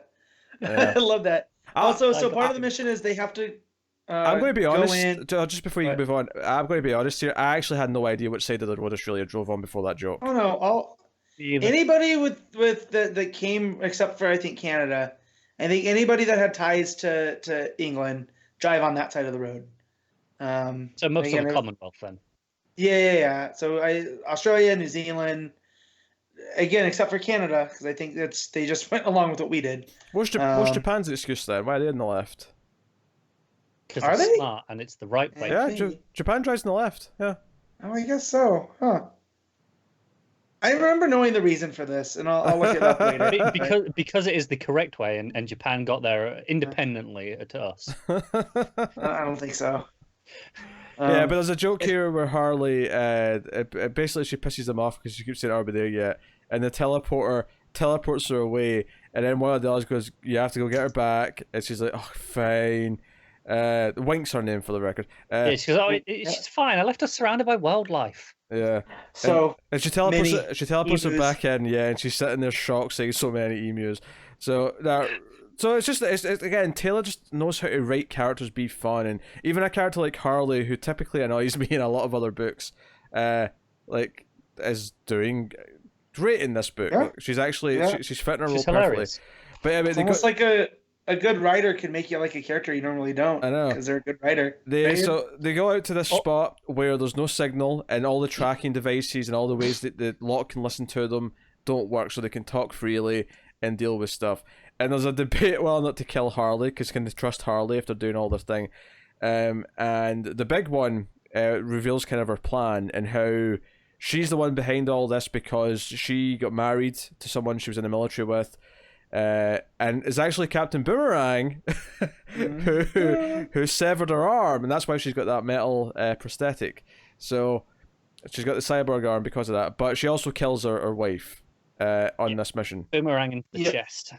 Yeah, the boomerang. I said Boomerang kills her. Yeah, right, because she tried to catch it. That's what instinctually, and that's what severed the arm. Yeah. What is the velocity of these boomerangs that they can slice through an arm, through bone, and then still have enough velocity to go straight into someone's chest like that? Man, he's throwing those with some force. He is. But he's the expert. What I like about this, though, is that even when they get to Boomerang, even though Deadshot and Harley will want to like calm the situation down, there's a reason why she won't want to calm this down, and she's going to want to just kill him no matter what. Like, this is... Like, she's got vengeance on the mind here. This is personal. Yeah. Real quick sidebar: I found out why Japan drives on the left. Oh, go on. And it's because of a relationship with Britain in developing their train network. Okay. Britain suggested putting them on the left. Basically, we used to rule the world, and everyone just went along with what we said. And so so they said because of that, they just did it, and then because trains are so ubiquitous there, when they started having cars, it just made sense. Yeah. It just made sense. They also, I don't know how much of this I believe, but there's a whole section on this article about it also had to do with the samurai. So that's what side of the road they walked on, because of samurai swords being on certain sides. You know, the way that they carried. I get it. I assume if you're right-handed, you carry it on your left hip, and you want to be able to pull across. Right. The person. Right. So I don't know how much of that's true, but according to this, but the train one definitely, and I think I remember reading that. So back to the book here. Suicide Squad. So the setup, we could take on Locke right now, and we didn't expect people to actually die. You know, we kind of underestimated Locke and kind of that. And even Harley and Deadshot at one point say, you know, like, Waller was an evil scumbag, but she was our evil scumbag. So knew where she stood. Yeah. And so also, someone's pulling the strings on Locke, and they've put that together. Is that Locke's the stern, do what I say, but he's not the one that's pulling the strings. Actually, remember, see the mission that Boomerang killed her wife and severed her arm? Was that a Suicide Squad mission? So they were they think it was. That's what they think it was. Yeah. They were there backing them up, and so and it was a friendly fire. So the fact that Osita says it was friendly fire means that was from their side, so it had to be. Yeah, we don't know who was on the squad at the time. We don't know if Harley and Deadshot were on that mission. But we know that Boomerang was. Yes. And that, but what I like here too is that the Osita's team, they've gone out of their way to draw Locke's attention to basically bring them down from the inside, and they're going to shut down Task Force. That's hard to say. Suicide Squad. I'm just going to call them that. Task Force X is not a hard sentence, man. For me, it is. I feel like I was having a stroke, Pete. He just kept wanting to say 4. Stop touching yourself during the podcast, Matt. It's inappropriate. What? I was joking at you. Took a second. Yeah, you ever heard the old joke about the three grannies sitting on a bench and a naked man runs up to them? The first old granny has a stroke, the second one has a stroke, and the third one couldn't reach. It's a very British joke, to be honest with It's you. a very British joke. So, anyways, they've all been put into place, and then they didn't realize that Locke was playing for business with the bombs when they blew up the first kid in that first issue. Mm-hmm. And so now they had to basically accelerate it, and they're going to have to get rid of Harley and Deadshot in order to have this happen. Well, no, either that or they're on board. So this is the thing: is Harley goes off to talk with Deadshot, and Deadshot's on board because basically it's like, yeah, this is going to kill me, this mission, and even just for back talking to Locke tried to add a year onto his sentence for giving him shit. So he's like, no, we have to do this. So Harley basically kind of, agrees. Goes along for the ride. Yeah. Yep. So she's like, I'm on board, and I was like, yeah, we were kind of talking about killing you, and I was like, well, I won't take that personally because lots of people plan to kill me. I decided not to take it personally. Honestly, that was the line where I started reading this Harley in the Harley Quinn animated voice. Yeah, it fit in with that, and maybe it's just I've watched it recently, but I'd also watched Birds of Prey not that long ago, and it fits more with the animated Harley than it does with Margot Robbie's. So they find Boomerang in a junkyard, and the Car graveyard. Yeah, Jog runs in because obviously, hey, he's dealt with speedsters before. And yes, he's dealt with speedsters before. Maybe don't send him the thing that he's just fighting. Nope. And we end the issue with Jog on fire because Boomerang rigged some explosions next to him. So, here we are. So that final page is great, but it looks fantastic. So I will say this: I think this does a great job. Like you say, I've been really consistent with the art, and to the point where, if it wasn't for the fact that I checked the names, I wouldn't have known, I don't think, that it had switched without really getting the last issue out and scrutinizing it. I wonder if it's the same inker as well, because inkers usually do a really good job of keeping it consistent with, if someone pencils really thin, they'll go extra thick to make it feel the same. Yeah, so I wonder if it is. So I didn't even feel the change. So on that front, I can't really complain. So if Sempere ends up just being the one that sticks around, and we don't go back, then I guess I'm okay with that. If we jump back and forth between the two of them, I think we're on for a winning team here. Yeah. So no, surprise, Suicide Squad was great. I mean, was anyone expecting anything? I mean, I loved every panel of this book. Like, I was not expecting to laugh out loud as much as I did at this, even though I know it's a funny book. I was literally sitting here laughing multiple times, and it's rare that I do that reading a comic. Joe, it's funny. Go ahead, Pete. I was gonna say it may actually be my least favorite issue so far, but it's still great. So I think it's one of my favorite. I think my favorite issue so far in that it's just it winds right in on the comedy and gives us a lot of a character stuff, especially between Deadshot and Harley. Kind of having that moment. I think heart to heart. The book's been so good at having really paced out action sequences and sort of them sneaking into places or the action kind of overlapping. It does a really good job of doing that kind of heist thing where you'll hear a plan and they'll be acting it out as we're hearing it, or vice versa. And I think this issue would maybe miss that a little bit. But I mean, I say it's the weakest. I mean that in a slightest way, where I just didn't think it was as amazing as the previous couple. I think it's up to par. I like it a lot. But the range I'm working in here is very small. Yeah. It's a very small range. So I'm trying to find the inker name so we can compare it, and it's it was right at the start because they did their credits really early on. No, but I have to look up Alvaro. issue 1, and then that's just give me a second. My computer's acting up. It won't let me look up things. Yeah, let me just check the last issue for you real quick. Last issue. No, actually, I believe Bruno Redondo looks like does his own art, own inks. Oh, okay. So they're just doing a great job of imitating the style, and then the colorist really pulling heavy duty on making that consistent. I think in terms of doing this show, it's one of the best transitions of barely being noticeable between artists that we've had. Yeah. So props were props. I mean, I literally just looked at 2 pages back to back, and I can still barely tell the difference. And when I'm looking for it, so I can see it, but it's so subtle in terms of just we're being on this style guide that it's great at it. All right, Matt, what are you giving it? I'm gonna give this an 8.5. Connor? I'm going right up with a 9.5. I love this issue.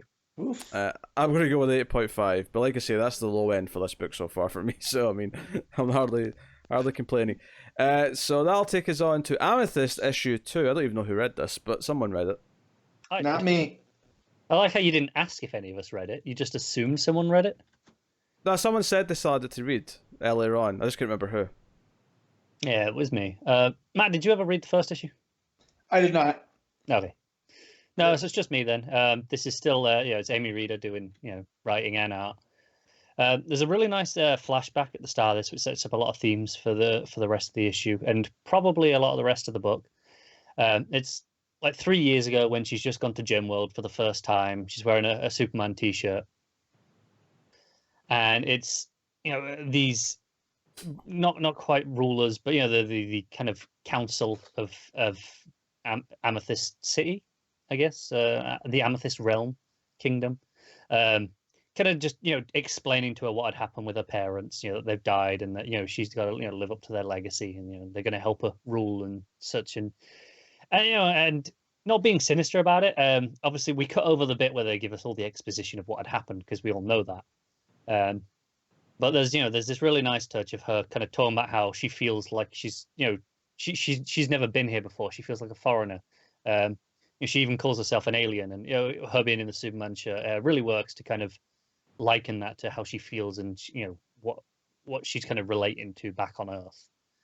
But there's a really big bit where the advisors kind of talk about how we're going to teach you how to fight, because, and she's like, well, I don't fight. That's what the bad guys do. It's like, well, good guys fight too. We've got to fight to protect those who can't protect themselves, and in the interest of Gem World.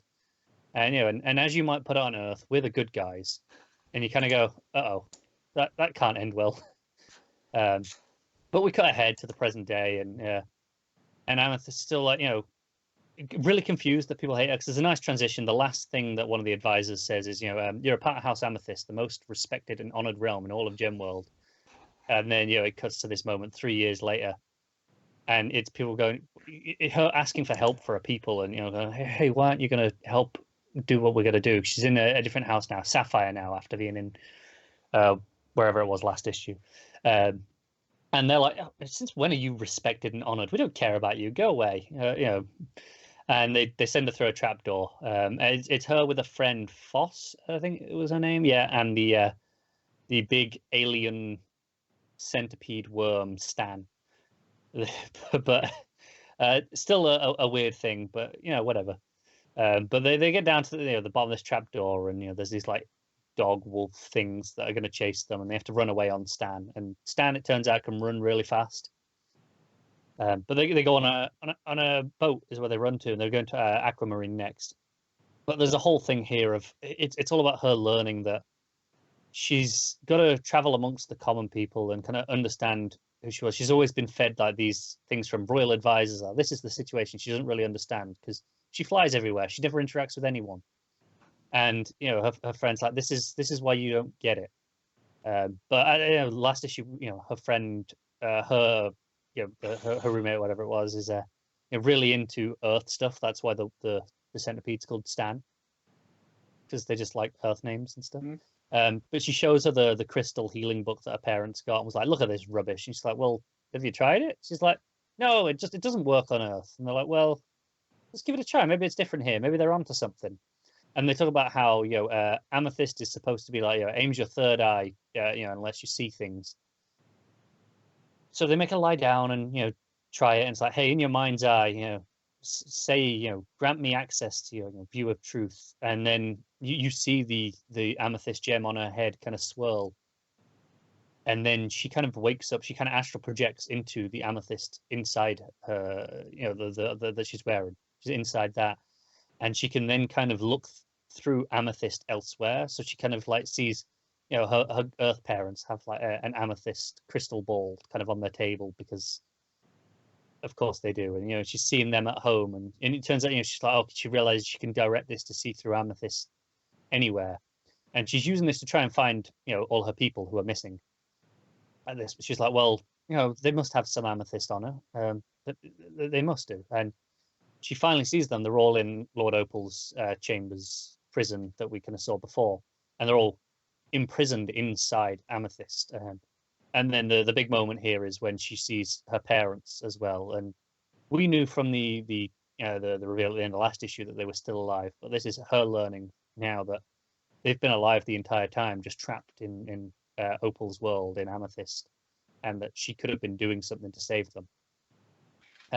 It makes a point of showing the advisors here as well, trapped in Amethyst. But again, there's something in the back of your head, kind of just going, I don't know how trustworthy they are after they made such a big point of saying that her parents are dead, and they were the good guys.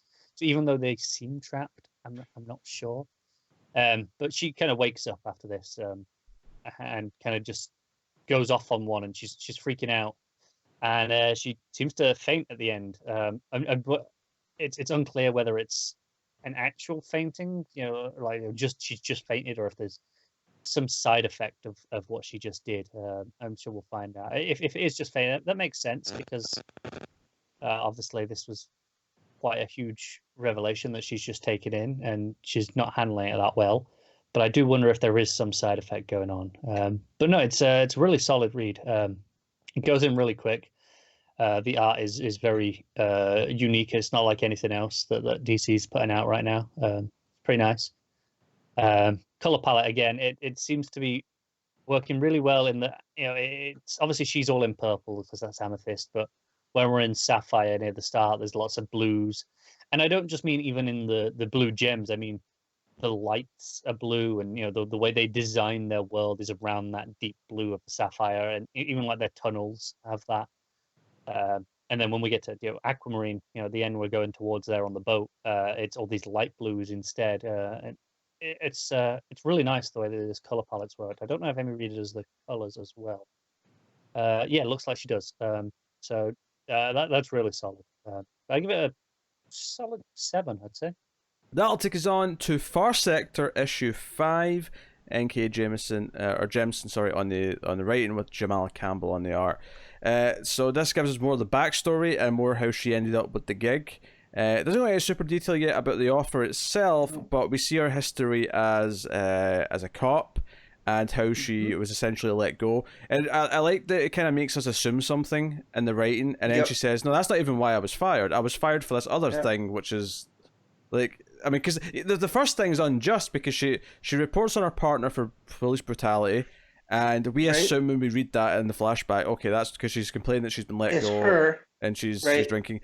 And then we find out, no, it's because some friend tagged her on Facebook in a Black Lives Matter post, and that violated their social media policy. It seemed to be like maybe while she was on she was probably under investigation for what had happened before, and then you're under investigation, so any strikes from that point is instantly firing. That's what the case is in a lot of workplaces. And I also read the context too, like, they were looking for any reason after she reported. Oh, definitely. So, the fact that she tried to do what was right, and it's a sense of wanting to do what's right, which attracts seems to be a rogue guardian. This kind of reminded me of Kyle Rayner's origin a bit. I get that. Right? Reaching out, and it would explain why her ring's different. Yeah, we get a really good look at it in this, and just the visual design and how it's completely different. Like, it's got this solid gem in it. Yeah. Yeah, there's a lot of context in this issue. We see her parents kind of having a divorce. 9/11 happens, and we see them reacting to that. Because she's from New York, and and her and her father are kind of helping people, and we see her father carrying someone, and so it gives us all this stuff. But then we see her getting harassed during her graduation and told to leave, so not buying anything, and just general kind of discrimination. And she goes in the military, and she comes back, and she ends up being a cop and that. And each kind of stage is marred with some kind of sort of downbeat disaster, whether it's something big like the terrorist attack, or something like she's just in a different country and she's seen the turmoil, or she's a cop and she's seen her police beat someone up, unjustly. And it's her, basically her background is almost why she's perfect to go to the city, right? Because the book starts off with a re-breakdown of the different races that live there. It's almost right? like they were listening to this podcast and heard me complain that it was hard to remember things. Yeah. And they put in kind of a recap. It wasn't completely, but there was a little bit of a context. But it reminds you of the ones that are, more earth primate-like, and then the ones that are carnivorous plants, and then you have the ones that are basically digital beings, that aren't really there, but they are. Like, it's this weird thing. And, and then her kind of life in the city. So this is a nice downbeat issue compared to how it had been ramping up with each progressive thing, where you find out basically the shut-off dealers and how that doesn't apply to the richer people and the context that was there. And here's more of the downbeat, her trying to adjust to being in the city, and then what her investigation's uncovering. So I kind of like the fact that she was a cop, and this might be the first Green Lantern I know of that was an actual law enforcement person before getting the ring. It's right? an interesting dynamic. At least in terms of Earth Lanterns, definitely. Yeah, that's what I mean. Like, because Hal was a test pilot, and John was an architect that was in the Marines, but his primary job that's is not law architect. enforcement. No. Right? I think what's interesting to me about this is that if we end up folding her into the mainline DCU, because this is not technically out of continuity, but at the same time it's so separate that it doesn't feel connected. Might as well be. It'd be interesting to see if they do fold it in and sort of see her interact with the others and have someone who actually is a cop on Earth and has been a cop on Earth, and how that mixes in with the other Green Lanterns. Yeah. But also, like, between this and Teen Lantern, there's an awful lot of weird stuff going on with the Green Spectrum, right? Like, Teen Lantern's being able to hack into it. This ring seems to be off the grid because it recharges itself based off of her will. So it will recharge, but it's not connected in the traditional to the battery. Way. Right. So, it's just weird that those are some of the ongoing things, and I like the change to the Lantern Mythos. Anytime you can play with that a little bit and make it distinct, I enjoy it. Yeah. But I do appreciate how this could be in continuity or not. At the end, they can just decide yes or no. Do we want this or not? Yeah, it works either way. They have the choice. What I like about the plot advancement here, because obviously most of this is based on the flashbacks and based on what's going on, but there's a bit of advancement at the end where the murderer, the one who ate the victim in the second issue or the end of the first issue, turned out like she was a vegetarian essentially before this. So this was very out of character for whoever this is. Right. It's really rare for their race at all. Right. Yeah. They're the Catopli, right? That's them. Yeah, for them and to vegetarian, it's super expensive. And they the word he uses as well was blasphemous. And blasphemous, right? And so basically by them doing that, they were desperate and they were pushed beyond a point, and that someone was kind of manipulating them past this point. And so it starts to dig that up a little bit more. But really, the art still does not quit. It's one of those weird things where it's probably like one of my least favorite issues. It's so downbeat, and there's comparatively little going on, but it's still really good.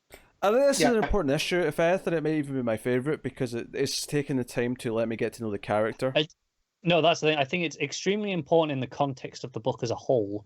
But in terms of just overall story as I'm reading it, it's the least exciting one to read for sure. That's a subjective thing, I think, because to me, ultimately, the character stuff is what makes me care about everything that's going on, and without that, so to me, this is kind of the exciting stuff. Like, after a while, just throwing the big concepts around, like they're just big concepts. I need something to anchor it, and this was the anchoring, and I think that's super important. So that's issue 5 of First Sector. Matt, what are you giving it? It's 8.5. Connor? Straight 8 from me. I'll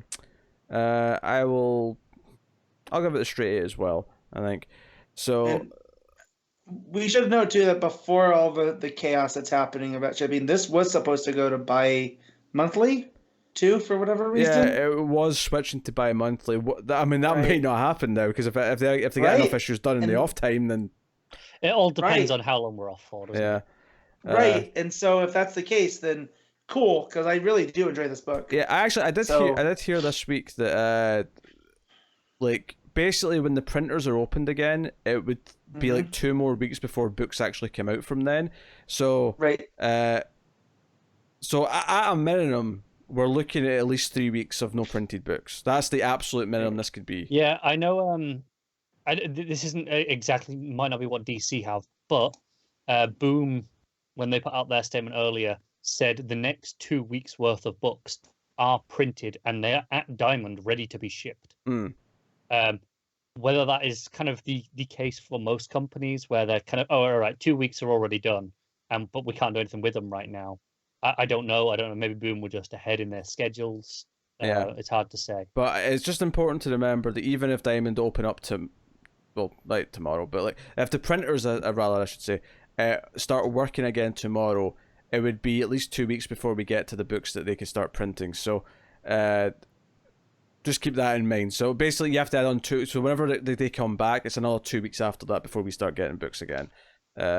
And that's assuming Diamond is still distributing them. Yeah, of course, yeah. So I guess what I'm saying is it's at least 3 weeks from today. That's assuming that again they start printing very soon. Like, you know, so it's probably going to be at least a month, is what we're saying. 3 weeks seems to be the thing that a lot of places are saying. Like, I know my workplace is saying 3 weeks minimum, but we'll go from there. I know the UK lockdown was 3 weeks and then we'll reevaluate. So that just seems to be the accepted time period to judge it in 3 week blocks for now. Yes. So we'll see. But hey, all right. That'll take us on to Batman: Curse of the White Knight issue 8. Luckily, they got the final issue of this out just before this break. Oh, thank God they did. Yeah. So Batman sabotages the other vehicles so that he's the only one going after Azrael, and we get a big showdown at the dam, at the reservoir, where Batman is either going to decide to go through with killing Azrael or not. And ultimately, of course, the big dramatic beat is that he obviously does decide to save him. He does slash his throat, but he does save him afterwards. So what I liked here was that not only you got to see unhinged Bruce, which I kind of liked. Normally I wouldn't, but him hitting Azrael with the hook and then dragging him behind the car, hitting the brake so he hits the back and then turning the afterburner on him. It was Looney Tunes-esque, but I still dug it. You know, like Murphy has so much fun with this book, stuff like that, and then the car turn into the boat. Yeah. Yep. So yeah, because keep in mind again, the Batmobile that he's driving here is the Batman '89 movie Batmobile, but it transforms into, and it's got a few panels so you get to see kind of what the transformation actually looks like. So I really appreciated that actually, that it didn't just go from one to the next. You had like 3 panels of this conversion happening. Yep. That's pretty cool. And there's a point actually where Azrael's about to kill Bruce. And Dick actually has got another car working and like rams Azrael with a car. So that's a big. He launches a car at him. I love it. So it's a big fist pumping moment, and then Dick tries to talk Bruce out of. And this was my thing. Like I was ready to be annoyed that Batman has a gun, but Dick does immediately address it. Says, "Is that a gun?" And like really sort of gives him shit for it. So it didn't feel too bad because of that. It felt like the characters were addressing it in the story. And this dynamic is something that's been missing for a while now in the mainline continuity of Dick and Bruce, and him going, come on, man, you're supposed to, you adopted me, right? But we learn from each other, and we'll always have issues, right? But at the same time, you're better than this. We can have disagreements, but this is just not you. I like Bruce being like, Dick look, we both know who the better man is, though. And Dick doesn't even like deny. He's like, yeah, but come on, just do it the right way. Yeah. So I loved all that. And then Azrael, of course, gets away and then shows up at the Coast Guard to steal a helicopter because he's still bringing the dam down. So I liked all that, too. He's not going to stop. He is on a suicide mission. That was ultimately what he wanted. It was either he was going to kill himself by blowing up the dam, right, because he has terminal cancer, or he's going to make Batman do it, so Batman has to live with it. So, yeah, and of course there's a sequence in the middle here where Bruce starts having little flashbacks. He sees something that reminds him of Alfred. He sees something that reminds him of Dick.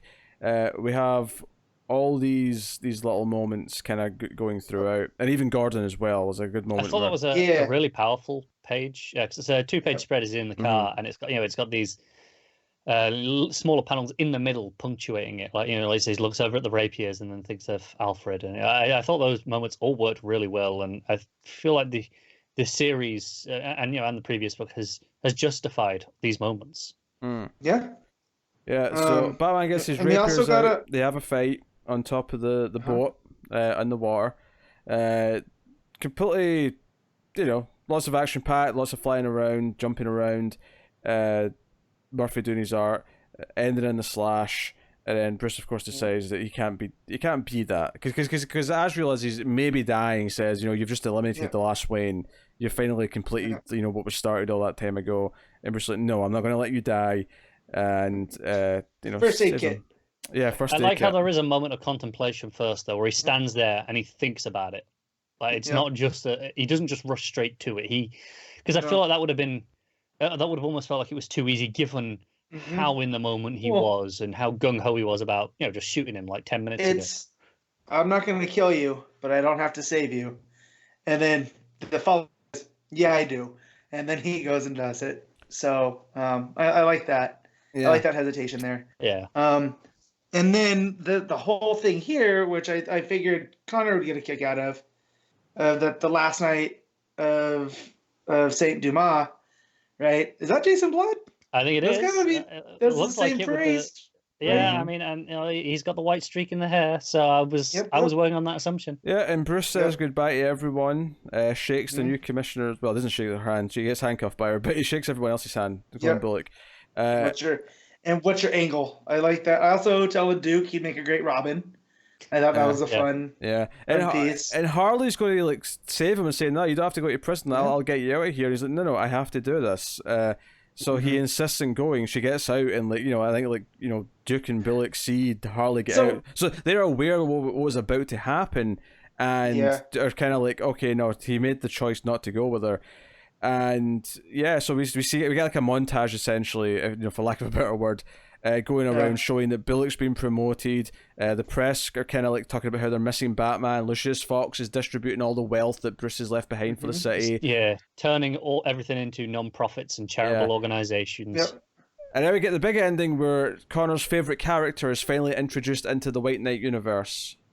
I don't hate this though, because they brought him up a couple times throughout this, especially in this issue. And once he showed up and I saw the name tag, I went, Murphy, what are you doing? And I think that it worked, because Bruce is sitting in his prison oranges, right, the jumpsuit, and a voice just tells him, we all know that you're planning on getting out.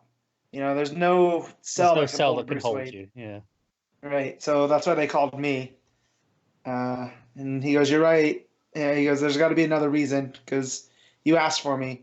And it's flipping Jason Todd dressed in what looks like a military police uniform. Mm-hmm. I love the shadows. I know it makes no sense, and there's no logical reason for the lighting of this.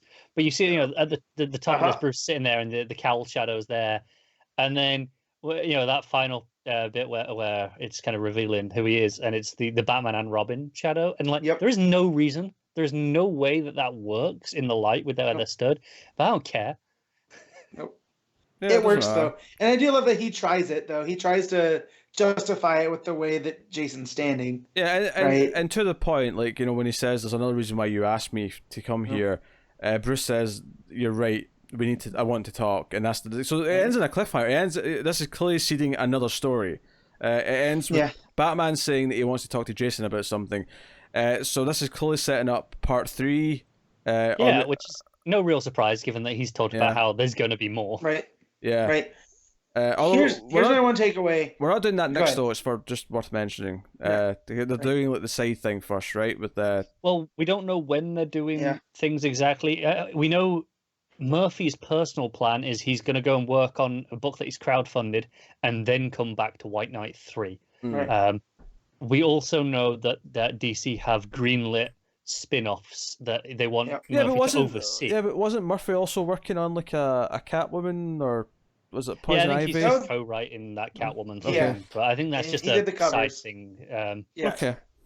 But I think in terms of what he's actually writing and working on, it's his crowdfunded book and then White Knight 3.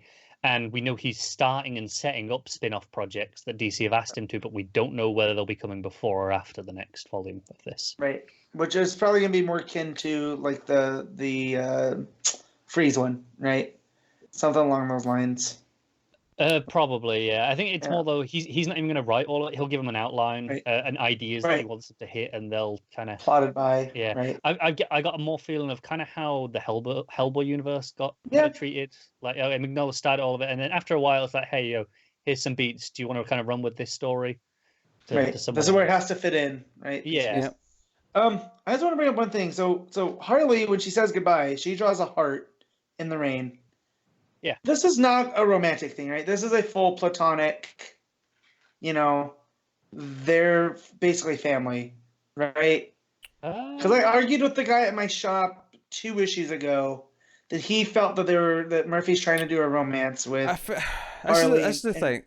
As fun as this book is, I do feel like Murphy does fall into traps, like tropes and cliches, and I feel like this is one of these things where I could see Murphy going that route and it feeling a little bit just kind of like it's just the obvious fan service thing to do, but it's the sort of thing like Murphy would just do.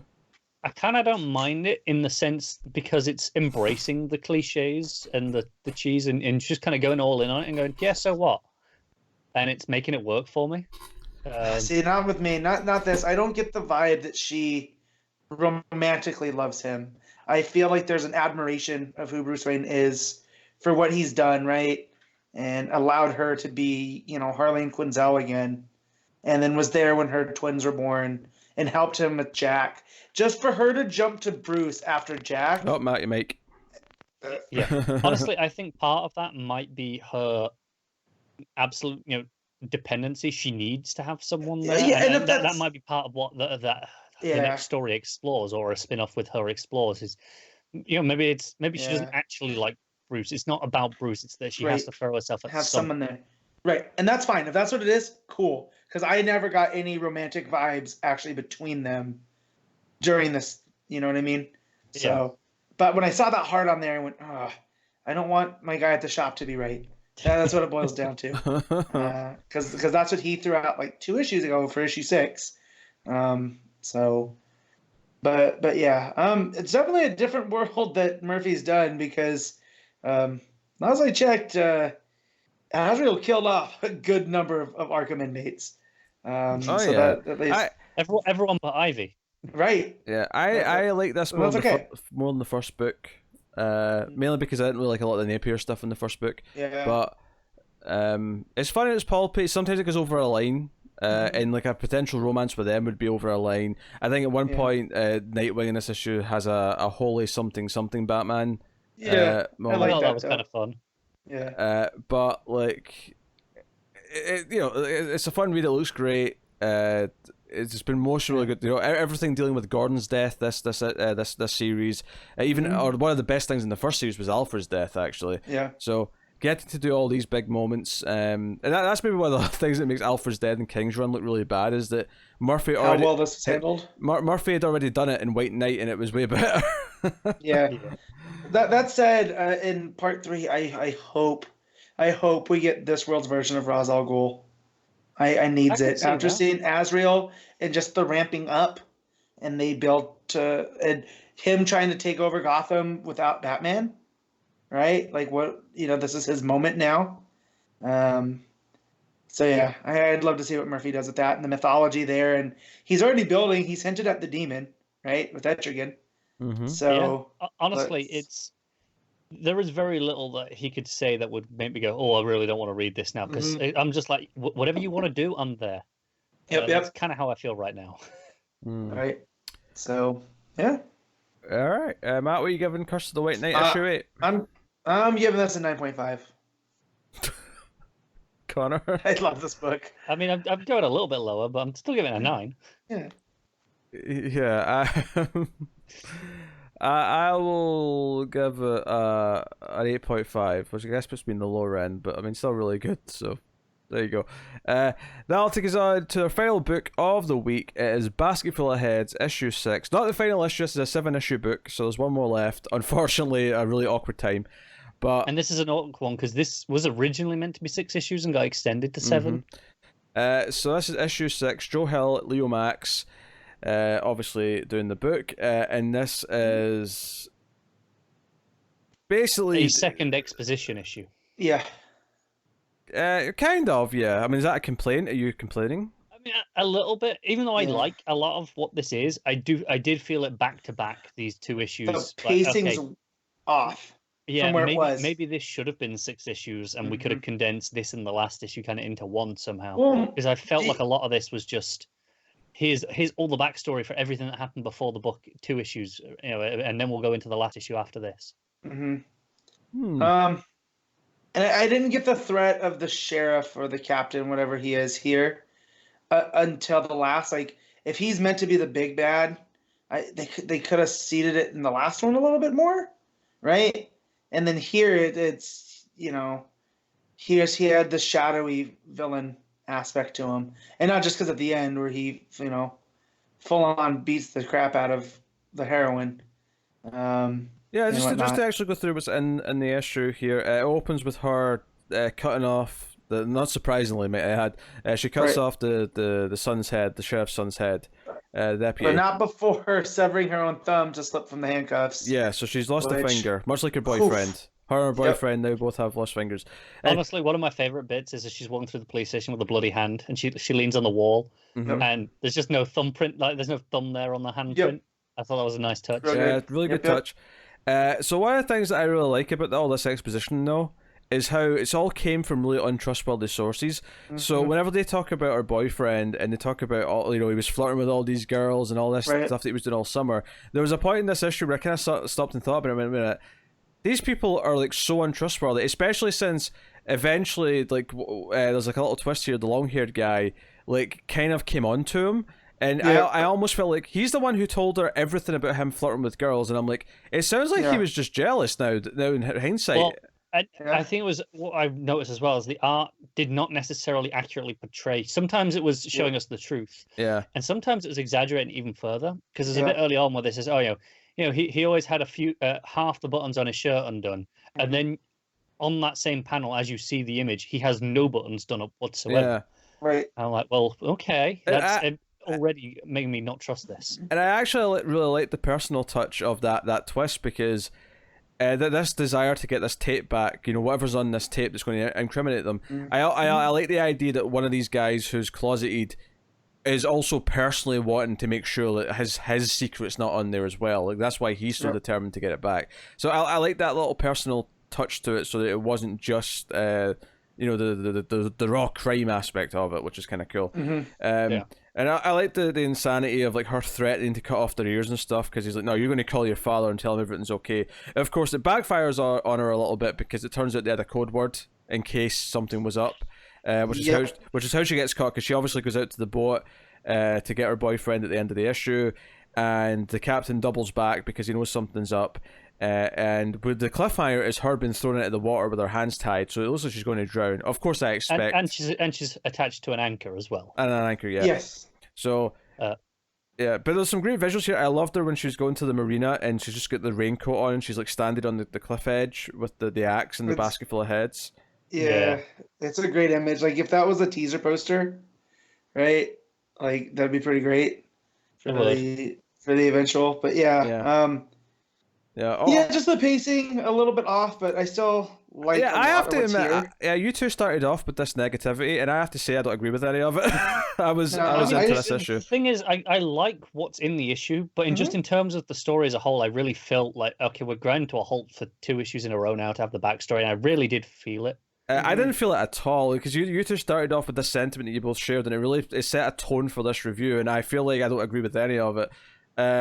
For me, this flowed perfectly fine, and I actually enjoyed sort of twisting and turning, because it kind of put a new light in the exposition from last time. So for me, in the context again of this just kind of being a 90-minute movie and where we are in the story here, it just kind of all felt like it made sense to me. A big chunk of the story is kind of her time with the son and all the stuff that comes out from that.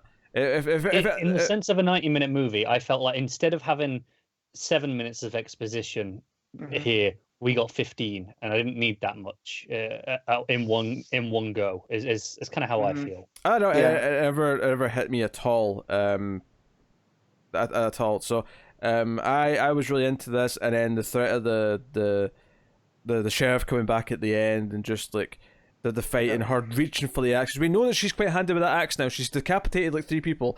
She's really good with that axe, and she's trying to get to it, but she just can't, and she gets tied up, and she's she's screwed at the end. So it got super dark there at the end. Like, I don't know how she. That said, I didn't know how she was gonna get out of the last one, and then you find out that she had cut out. There's none of that here unless she managed to free her boyfriend before, and he can dive in and save her. It definitely didn't look like whatever. it. He was still tied up as she was being grabbed out. But I mean, who knows? I have no way of how they get out of this. Yeah. Time travel is not an option, right? It's a magic axe, not a time turner. Yeah. So, actually, one of the things that I really liked is in backstory as well, is because we kind of get the hint of this last time that there's obviously the sheriff and the others are all corrupt, and they've got a drug empire in the town. I kind of like this idea that if anyone from outside the town comes in to sell drugs, like the sheriff will put an end to it immediately. Yeah. Like don't you dare come into our turf and take our customers. Like, right. Yeah. I like that element to it. So, but yeah, art's still pretty good. There's a couple. Still kind of great. I have a lettering critique. Yeah.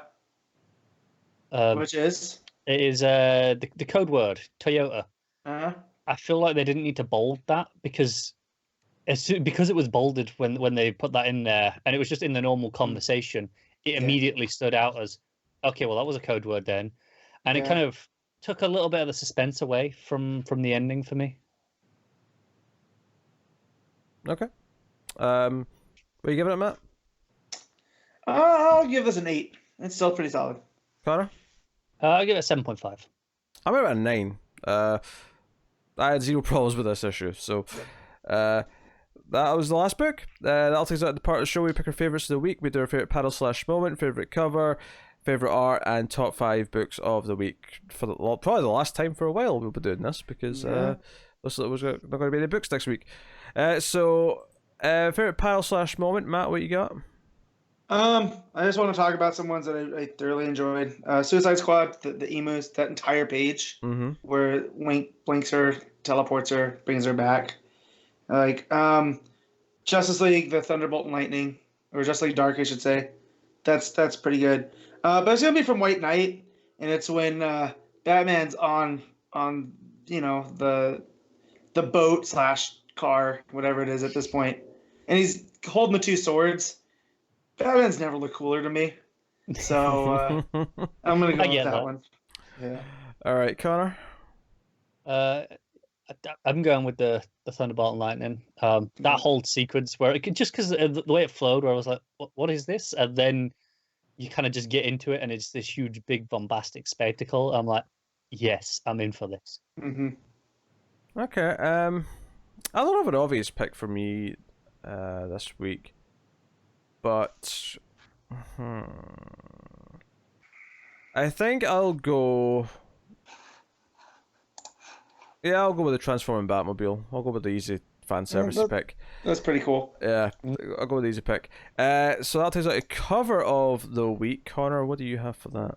I'm looking through them at the moment. So far, ones that are standing out to me are the regular Batgirl cover. I really like that one ever since we saw it in the solicits. I like the concept of the cover. I don't like her herself. I like the art on her. I like the city making the word Gotham. Yeah. But I don't like the actual art. I like it on her well enough. I really like the Far Sector variant as well. That's kind of very fancy and stylized. I'm just looking at the last couple, see if there's anything else. Oh, that Suicide Squad variant. No, I'm going with the Suicide Squad variant. Very good. Let me look at that Suicide Squad variant, see if I agree. Yeah, it's hard to argue with that Suicide Squad variant, to be honest. Yes, that one's very good. But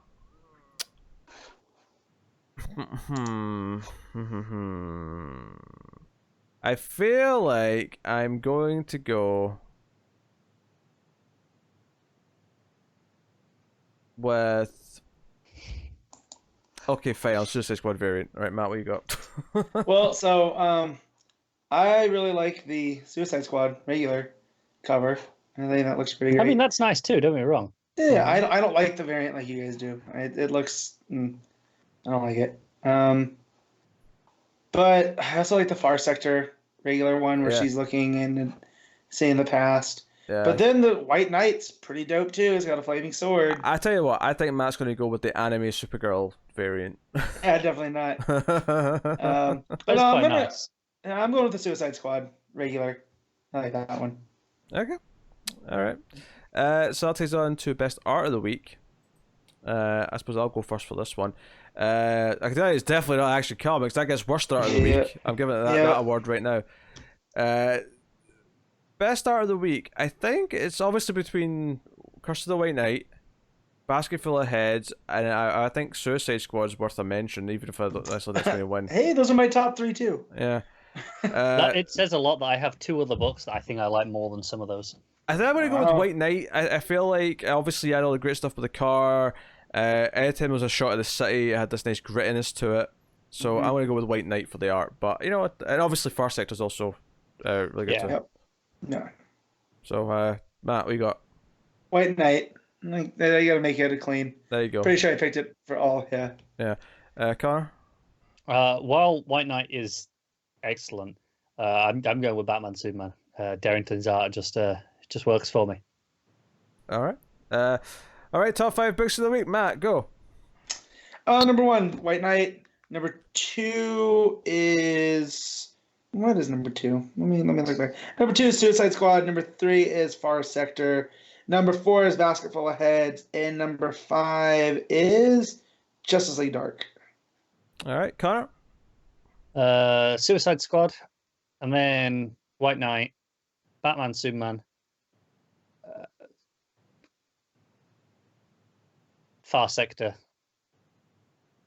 Justice League Dark. All right, my number 1 is Basketful of Heads. Number 2 is Suicide Squad. Number 3 is Curse of the White Knight. Number 4 is Far Sector, and then number 5 is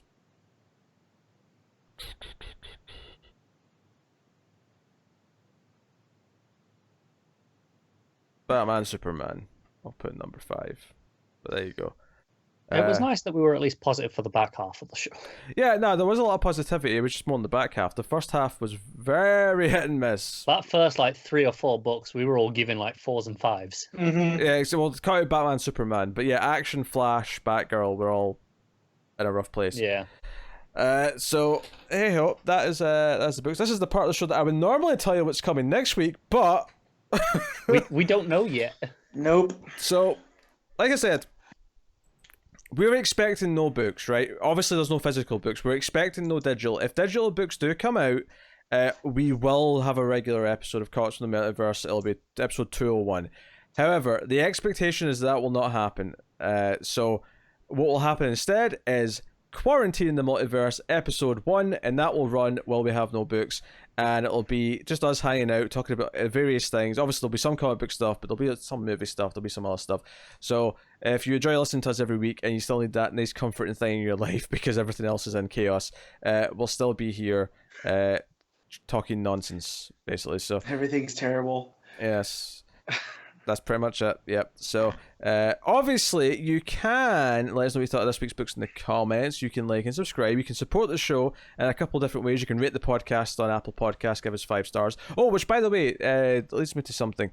I should just mention this. It was a technical error last week on Apple's end where the show stopped posting to iTunes/Apple Podcasts, and there was nothing really that caused it, because basically all I did to fix it was resubmit the feed. I essentially turned it off and on again. The problem with that is that iTunes takes 24 hours to actually sort of take an update. So it did mean that for a day it wasn't showing up on a lot of people's feeds, because a lot of the other podcast apps use iTunes as kind of as like a host or like a search function to get the various podcasts. So if you got it directly, or you got it through Spotify, or you downloaded it from the website directly, or you got it from obviously YouTube, you got the podcast at the usual time. Everyone else got it like a day later. So that was not intentional. The podcast was up at the regular time. I know that previously from the middle of the previous week was affected as well, but no one told me that they were having trouble getting it until like the Friday, Saturday. And that was when, oh wait, something's wrong. What's going on? So that's what it was. So hopefully that's not an issue again. I mean, if it does happen again, I know how to fix it. It just means that when I put in the fix, it takes like a day for it to actually happen, and there's nothing we can do about that. Bloody Apple. So yeah, it's just Apple being Apple. Unfortunately, but it seemed to be fixed just fine after the day. So yeah, so that's that. And obviously the other thing we need to mention is patreon.com/MailFuzzTV, where you can support us for as little as $1 per month, and you get some bonus content for your troubles. You get at the $5 tier, you get every episode of Comics from the Multiverse, previously in the Multiverse, and for the time being, Quarantine in the Multiverse. You'll get a day early. Coming from $5 patrons. So go and have a look and see if you're interested and want to keep all the content coming and support everything, especially in these trying times. But go and have a look and see if you're interested. And I will take this time to thank our patron producers for the month as well, for the month of March. So thank you to David Short, Alison M. Fordyce, Cindy Palacios, Tyler Hess, and Talking Superman. They're patrons at $20 or above, which makes them producers, and that's why they get thanked like that. So there you go. That's pretty much it. So we'll be back with an episode of either this or Quarantine the Multiverse next week, but we'll be here to keep you company throughout all of these quarantine woes. We ain't going anywhere, so we will see you then. That sounds like a threat. little bit. And me and Matt have not had a chance to talk about wrestling the last couple of weeks. Don't worry, we'll talk about it next week in quarantine. We'll have thoughts. There's been empty arena shows and everything. It's been weird. There'll be there'll be discussion. One. Yes. There's Damascus. I knew the original Judas. So much. Yes. So we'll talk about all that stuff next week on quarantine, as well as a bunch of other stuff, what movies we've been watching and whatever else. Plus I've got a Patreon book to catch up on, and we'll still have Patreon books for April to do. So all that will be coming on quarantine still, which is just a replacement temporarily until we get back to normal. But hopefully you'll want to come and hang out with us still. We'll see you then. Keep reading DC Comics, not new issues obviously, because there won't be any, but you can keep reading the classic stuff and join me and Connor on previously. That's the thing. But thank you once again for watching or listening. We always appreciate it. Keep reading DC Comics, guys. And remember to never get lost in the Speed Force. And stay safe, stay at home.